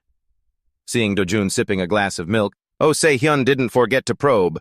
"So have you decided to sell all the shares in Martin Computer?" Dojun smiled faintly and nodded. "We've made 100-fold profit. There's nothing to regret. After settling the Martin Computer shares and investing in PowerHand, you can have full control over managing the remaining capital. Next year, I'll be in high school, and I want to dedicate the next 3 years to focusing completely on my studies." Oh Se-hyun was surprised that a student could speak of giving up money so easily. He burst out laughing. "This is the first time I've heard a kid talk about studying hard and actually found it believable. With your record of being at the top of your school, you must be aiming for S University. Probably the economics or business administration department, right?" Contrary to his prediction, Dojun replied, "No, sir. I plan to enter the law department." Oh Se-hyun was surprised. "The law department?" Dojun explained. "Yes. I'm already surrounded by the most brilliant businessmen in Korea, like grandfather and you, Uncle, who studied business in England. If I study business too, what would make me different? So what do you think you'll learn from law? Are you planning to become a prosecutor?" Oh Se-hyun was still puzzled. "Of course not," Dojun replied calmly, making Oh Se-hyun even more confused. "I just want to prove myself." "Prove what?" he asked insistently. Dojun calmly explained, "To show everyone that a third-generation chaebol heir isn't just about making money. Although the major families often have someone get into S University, no one has ever been capable enough to set foot in the law department." Hearing this steely determination, Oh Se-hyun couldn't help but shudder in awe. Among all the chaebol descendants, none had ever been brilliant enough to pass into the law department of S University. When the chairman heard his precious grandson's words, he was so stunned, he nearly fell backward. He suddenly remembered the boasts of Chairman Hyun of the Cell Group at a Federation of Korean Industries meeting. His eldest grandson getting into S University had become a hot topic. Even though everyone secretly understood the tricks that were used, he never stopped bragging, infuriating many. It was said that besides his private secretary, he also dispatched 10 reporters from the press and the Ministry of Economy to S University. They hunted for information and found a department with the lowest competition rate just 6 hours before the deadline to successfully submit the application. As a result, the kid got into the Department of Eastern Philosophy or Eastern History, something like that. If it had been a fair competition, he wouldn't have stood a chance of setting foot in S University. But even as a corporate chairman, he's only human, so he spent the entire next year bragging about that achievement. What pointless bragging. However, if Dojun really got into S University's law school, the story would be completely different. Because the law department is a place that accepts no cheating whatsoever. Every achievement, there is an absolute recognition. At this thought, the chairman hurriedly asked, "Really? Are you applying to S University's law school because of me?" Dojun gave a saintly smile and replied, "Of course. Otherwise, why would I want to study law when I have no intention of being a prosecutor?" The chairman looked at his grandson, deeply moved. He smiled, completely content. "In the end, though many people have helped increase my wealth, no one has ever made me feel as happy as I do right now. My youngest grandson has moved me so much." The chairman, choked with emotion, continued, "All right, you just get into S University, and whatever entrance gift you want, I'll give it to you." Dojun laughed loudly and said, "Yes," to make grandfather happy, but thought to himself, "You'd better remember what you just said, because what I really want isn't just an imported car. I want to seize the power of the chairman of Sunyang Group." July 1994. Power Hand's stock peaked at 18,900 yen per share. Immediately after its public listing, the company raised an impressive 200 billion yen in capital with ambitions of globalization. Chairman Son Dong-Yui announced he would aggressively pursue strategic M&A deals. Meanwhile, Dojun's initial investment of a mere $230 million had skyrocketed to $850 million in just 1 year, netting him a profit of $620 million. However, before the economic bubble burst, he managed to withdraw his capital and halt all investment activities. Alongside these million-dollar deals, Dojun poured all his energy into his studies for 3 years of high school. Occasionally, he would fund Hollywood movie projects, but on the whole, it was just a hobby. If people thought investing in James Cameron's Titanic was a risky gamble, he was perfectly willing to accept that. As for his family, his older brother Sang-jun had finished high school, but because he didn't get the scores he'd hoped for to get into a top university, he decided to study abroad in America. Although old habits die hard, the fact that the family paid him little attention was an advantage, allowing Sang-jun to pursue his passion for music without constraints. He too soon left for the land of stars and stripes. Now, among the third generation of the Sunyang Group, all eyes were on Dojun, the 12th grade student who was expected to be the first to get into the prestigious law department of Seoul National University. This attention came from both curiosity and caution. Only his parents and grandfather gave him their complete trust and expectations.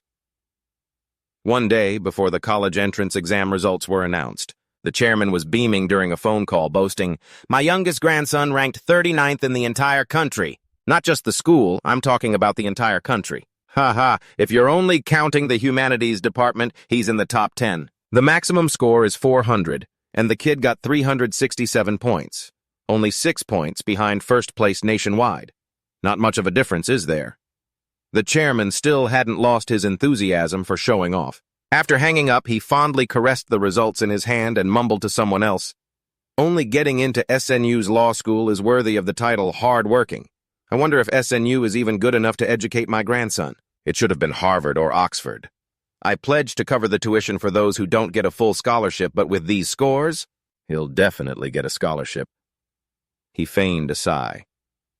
What a difficult problem. After another call, the chairman once again scanned his contact list. He picked up the phone and asked his secretary to call the communications department immediately.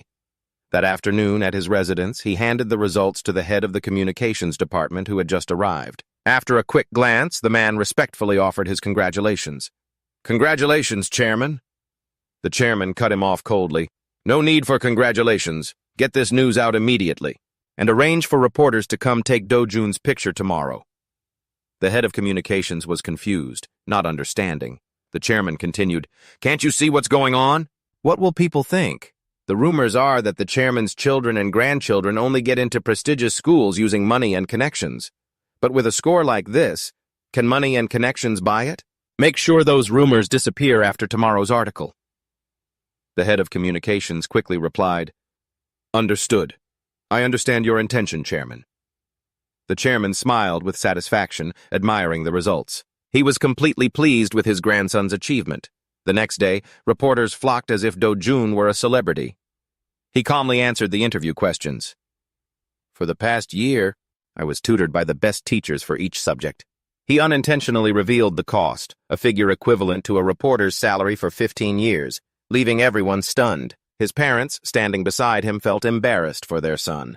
Being so rich, Dojun didn't realize his words were causing a reaction, making everyone fall silent. He asked back, "What's wrong? Are you afraid that the grandson of the richest man in Korea only knows how to study from textbooks?" A reporter replied, "No, it's not that."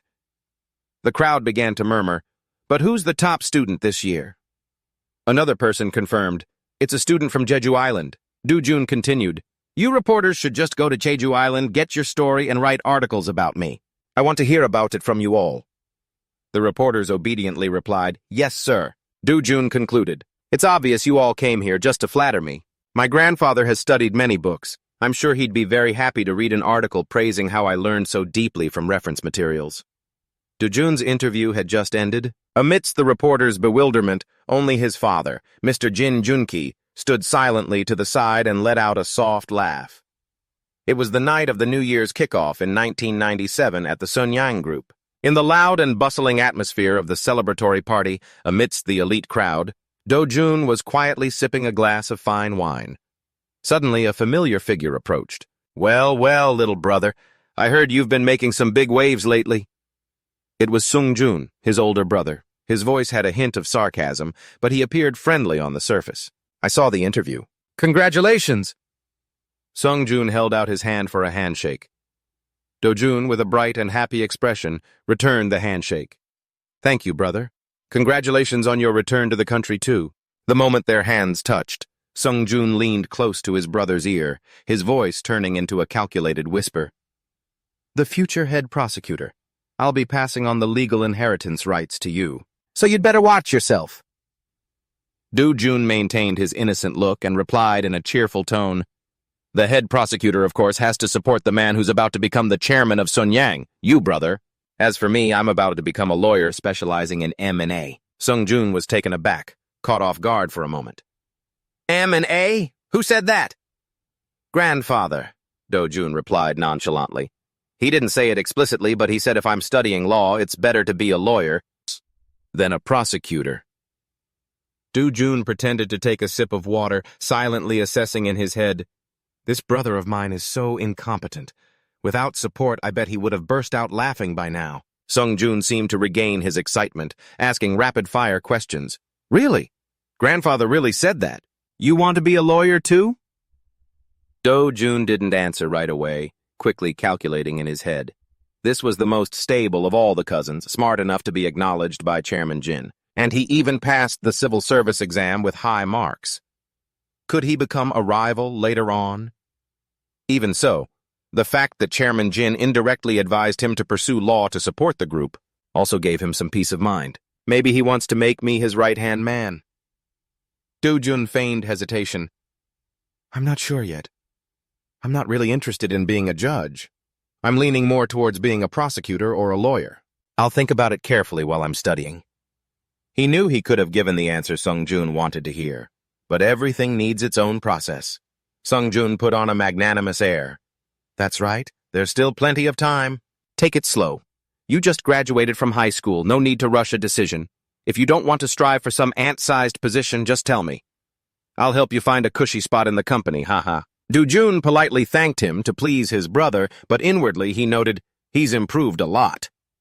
Maintaining his composure and relaxed demeanor after his time abroad was indeed a sign of considerable growth. Sungjun continued his fake display of concern. "We brothers have to help our bookworm little brother have some fun, right? After this party, just follow me. I'll show you how beautiful and interesting this world can be." After the short act of brotherly affection, Sungjun left. Dojun watched his retreating back and mumbled to himself, "Go on and enjoy the world, because later on, all you'll have left are the beautiful memories of this life." Just then, a fawning voice chimed in, "Oh, look at this boy! How did you manage to score so high?" When Dojun turned around, his paternal aunt had already rushed in. "I wish my kid was half as smart as you." His uncle-in-law immediately jumped in. "Finally, my wife's side of the family has someone to follow in my footsteps. If there's anything you don't understand while studying, feel free to ask me, Dojun. I'll do everything I can to help." Hearing this, the aunt's expression soured. Follow in your footsteps? Did you graduate from S University? You've never even had a chance to see the gates of S University. Her husband quickly snapped back. I never said we were from the same school. I meant he's my junior at the Judicial Research and Training Institute. The aunt's attitude did a complete 180. Oh, that's wonderful.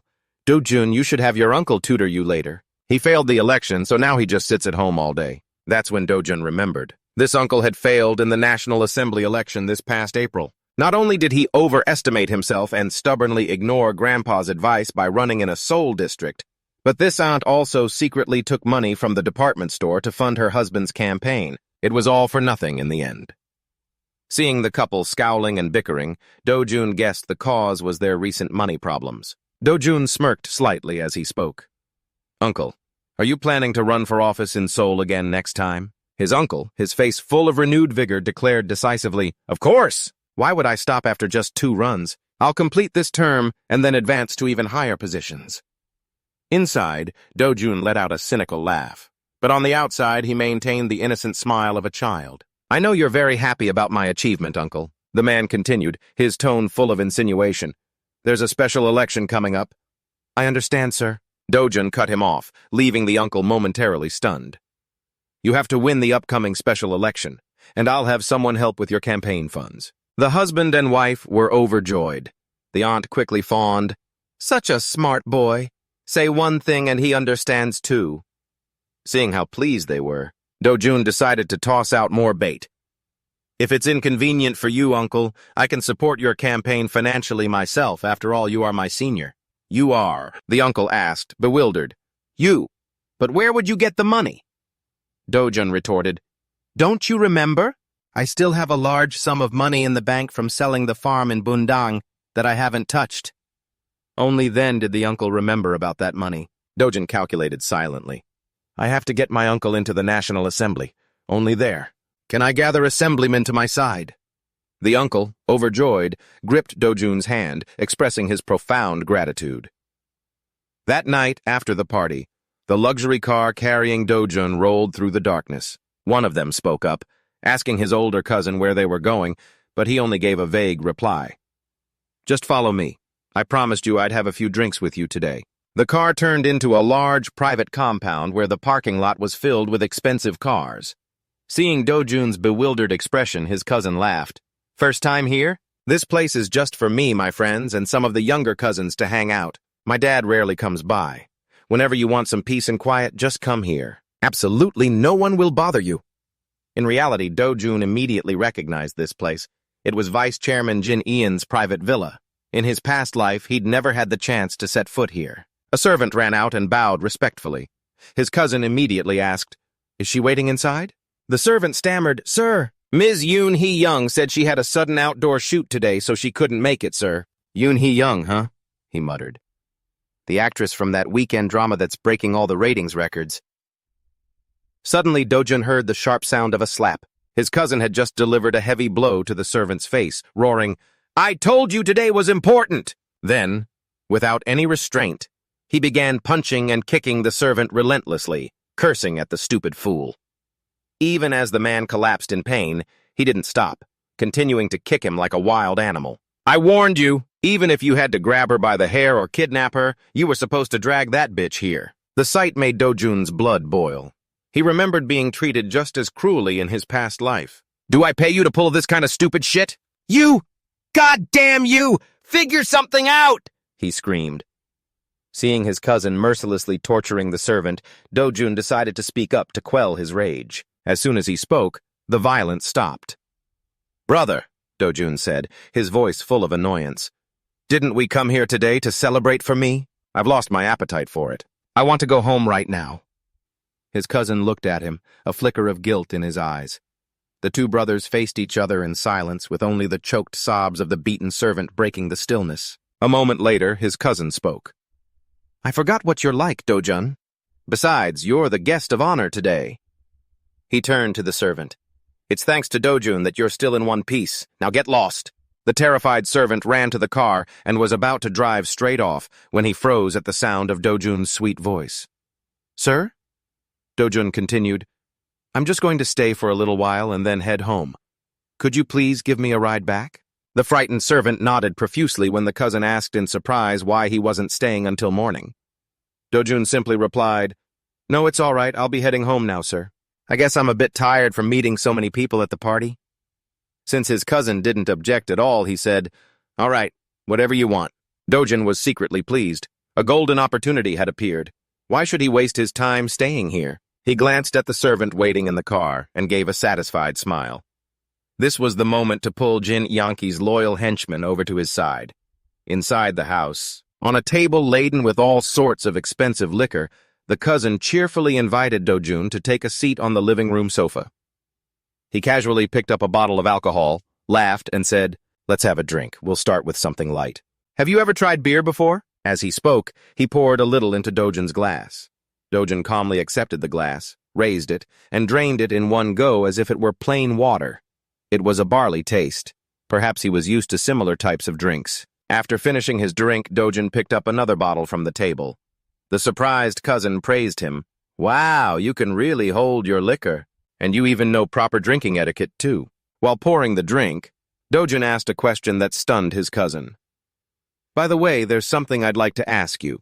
In your opinion, would it be more beneficial to you if I became a prosecutor or a lawyer?" The cousin clearly didn't grasp the intention behind the question, but Dojun knew for sure that no matter how he thought about it, he would only see him as a kid trying to act grown up. He raised his glass and also drained what Dojun called that barley smoothie. "Grandfather has hat akch by his side," he began in a fake, serious tone.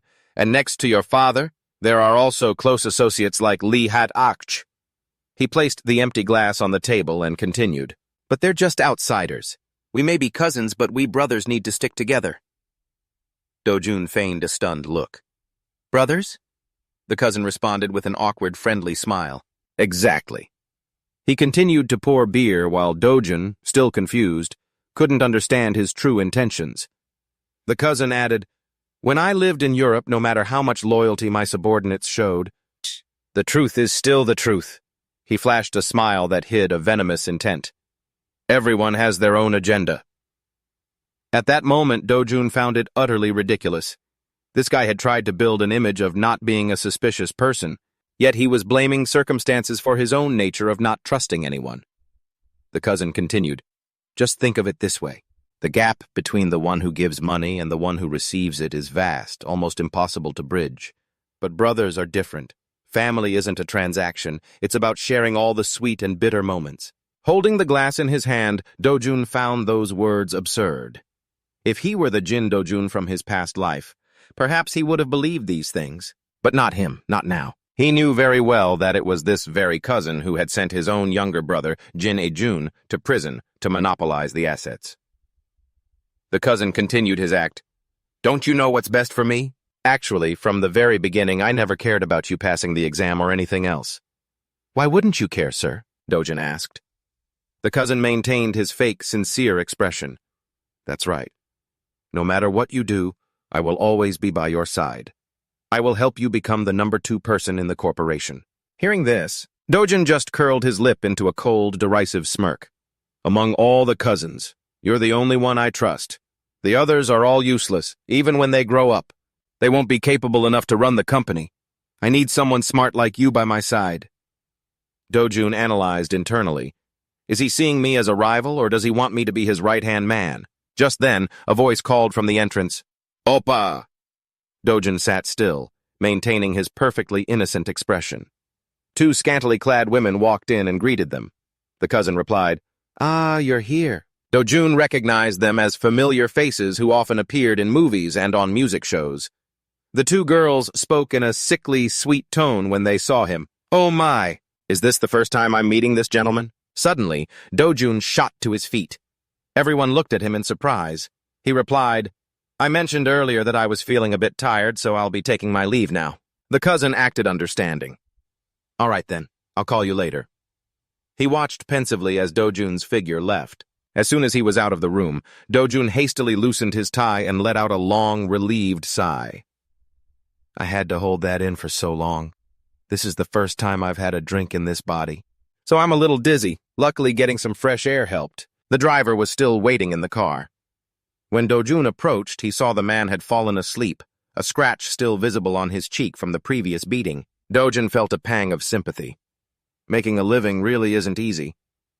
He walked around to the other side, opened the door, and got into the car. The driver woke with a start. He quickly apologized for dozing off.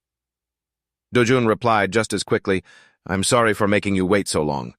No, you shouldn't say that. Please, sit in the back and be comfortable. I'm not some rich young master or a high-ranking official. It would feel awkward to sit in the back. Please, just drive." Dojun was insistent.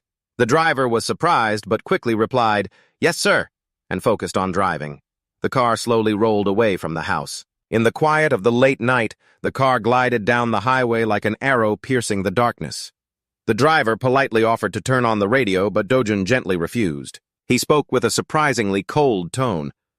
"Why do you call me young master? It's so jarring." The driver was flustered, not knowing how to respond to the sudden question. Dojun didn't wait. He continued to probe. "You work in the strategic planning department, don't you?" This assertion made the driver jump. Dojun explained, his tone as calm as if he were discussing the weather. "I talk with my grandfather often. I know that the planning department is divided into two streams, one for the elites who graduated from prestigious universities, specializing in planning strategies for the entire corporation. Meanwhile, the other group, those with more humble origins, are only tasked with cleaning up the messes made by the family's children." Hearing this, sweat began to bead on the driver's forehead. His hands trembled so much he nearly lost control of the steering wheel. "You're definitely in the second group," Dojun added, his voice full of insinuation, just like Hyun-woo's from his past life. The direct jab at his past and status made veins bulge on his clenched fists, resentment etched deep into his face. Noticing the suppressed humiliation, Dojun suddenly changed his tone to one of feigned comfort. "Actually, you're luckier than those elite students." The driver was completely baffled by this incomprehensible compliment. "Just look at the chairman's age," Dojun continued, as if giving a lecture on macroeconomics. "He's almost 80. He doesn't have much time left. When he passes away, 3 uncles and an aunt will start fighting to tear Sunyang apart, and you can be sure the vice chairman will use every trick he can to seize everything." The driver couldn't understand why a child was sharing these internal secrets with him. Dojun concluded nonchalantly, "By then, the secrets you hold about this family will be a priceless asset. You could sell them for a fortune. That's an amount of money those elite graduates in the business department could only dream of earning in their entire lifetime." Suddenly, the driver exploded, yelling at the boy, "Just who are you? What are you getting at?" That sudden drop in respect immediately triggered Dojun's fury. "Don't you use that tone with me. I don't like it. Just drive." The driver's face immediately went pale. He fell silent, completely subdued. "I'm a little tired. I'm going to rest my eyes for a bit." Dojun commanded, "Wake me up when we get home, you hear?" Although he was resentful about being ordered around by a kid, the driver had no choice but to obey. The car sped up again, taking the young master back to the mansion. 1997. Hanbo Group, the steel symbol of the West Coast in Gangjin County, collapsed spectacularly. Once an empire ranked 9th in credit management and 14th in assets, owning 22 subsidiaries nationwide, Hanbo was now reduced to ashes. Over 70 financial institutions, including specialized banks, were also dragged into the dangerous vortex. This season, the predators are heavily wounded. The fight for the prey has officially begun. In the chairman's office, a suffocating atmosphere filled the air. The chairman thoughtfully repeated a number. 2.37 trillion won. He then looked around the frozen meeting room. "Is this number accurate?" The dead silence angered him. "Is no one going to answer me?" The vice chairman hurriedly spoke up. "It is accurate, sir." The chairman continued his analysis. "If Hanbo is worth that much, Daeyang Group will certainly bid at 2.37 trillion won. Moreover, Daeyang already has steel-making technology. That makes their advantage even greater. So, how much should Sunyang offer?" Again, there was a dreadful silence. The chairman singled someone out. "Department head Jin Dong-jung, what do you think?" Jin Dong-jung quickly replied, 1.8 trillion won, sir. "Why?" the chairman growled. "Because that is the maximum limit Sunyang Group can manage at this time." "So you're saying we should just lose to Daeyang?" The entire meeting room hurriedly chimed in. "We shouldn't take on more debt to invest right now. A price of 1.8 trillion is reasonable. We shouldn't let our rivalry with Daeyang cause Sunyang to lose its way. The chairman slammed his hand on the table. This is a public auction. Of course it's a battle of money. Jin Dongjun countered. We have to show them that Sunyang acquiring Hanbo will create the most powerful synergistic effect. Daeyang already has the technology, so their synergy effect will be significantly diminished. The vice chairman frowned but remained silent. The chairman ordered decisively, Then we must draft a report, demonstrating Sunyang's synergistic power upon taking over Hanbo. It must be so perfect that it moves the appraisal committee.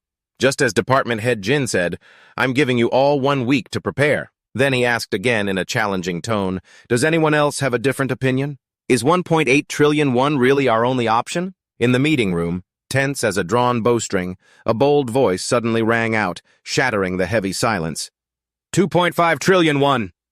This shock left the vice chairman and his son completely frozen. The entire room fell silent. No one dared to speak. Chairman Jin, his eyes sharp as ice, turned to the person who had just proposed the price. Your reasoning? The speaker was the CEO of the construction company, a subsidiary of Sunyang. He hurriedly replied, In terms of bonds, there's no significant difference between Daeyang and Sunyang. Therefore, it doesn't really matter which group takes over Hanbo. We need to bid more aggressively than necessary to avoid any talk of unfairness in this deal. Hearing this, the vice chairman and his son began to look openly displeased. The chairman pressed on, asking about the source of funds for the outstanding amount. The director explained, Sunyang Construction currently owns a plot of land with potential for a condominium project. We can mortgage this land to raise about 700 billion won. The chairman frowned. And the other 700 million, where will that come from? We can't just sell off the apartments that have already been built on that land. The construction company will be responsible for handling that part discreetly. The chairman doesn't need to worry, the director affirmed. Inwardly, the chairman felt a quiet satisfaction. This was the answer I was looking for. This solution doesn't just solve the immediate problem, but it also shortens the process. If any legal risks arise, all responsibility will fall on Director Hong, with no connection to me at all. He wouldn't even have to lie and say he knew nothing, because it would be the absolute truth. Still, the chairman deliberately prodded, Director Hong, you seem very confident about that 700 billion won. That's not a small amount of money that can be picked up just anywhere. Director Hong immediately panicked, waving his hands. Mr. Chairman, what are you implying, sir? Meanwhile, the vice chairman was silently calculating his own potential gains. The next day, at the chairman's residence, a secretary reported, Just as you predicted, sir, Daeyang has bid 2.3 trillion won. Chairman Jin smiled triumphantly. Classic Daeyang. Chairman Ju never was one for petty tricks. The secretary hesitated. But, sir, are you really going to spend 2.5 trillion won? You don't want me to? The chairman asked in return. If we do that, the entire group's liquid capital will be strained for a long time, the secretary warned. Chairman Jin turned to Dojun, a knowing smile on his face. Dojun, what do you think? Is there really no other way to solve this besides using cash? He paused, silently waiting for the correct answer from his grandson. Dojun gave a knowing smile. This grandfather of his. His dark intentions were plain as day, yet he still loved to put on a show. Even so, he still feigned politeness. Could you give me a hint, grandfather? Chairman Jin offered a metaphor. Even if you're just selling a sapling, you have to sell it to someone who intends to raise it. Who would want to sell it to someone who just wants to use it for firewood? Upon hearing this, Dojun had a sudden realization. The secretary also quickly grasped the intention and hurriedly asked, Chairman, are you saying that Daeyang only wants to acquire the assets and then sell everything off? What does Daeyang have to do with this deal? The chairman waved it off. You just need to think from the perspective of the one who raises and sells the tree. The secretary breathed a sigh of relief. Chairman Jin turned back to Dojun.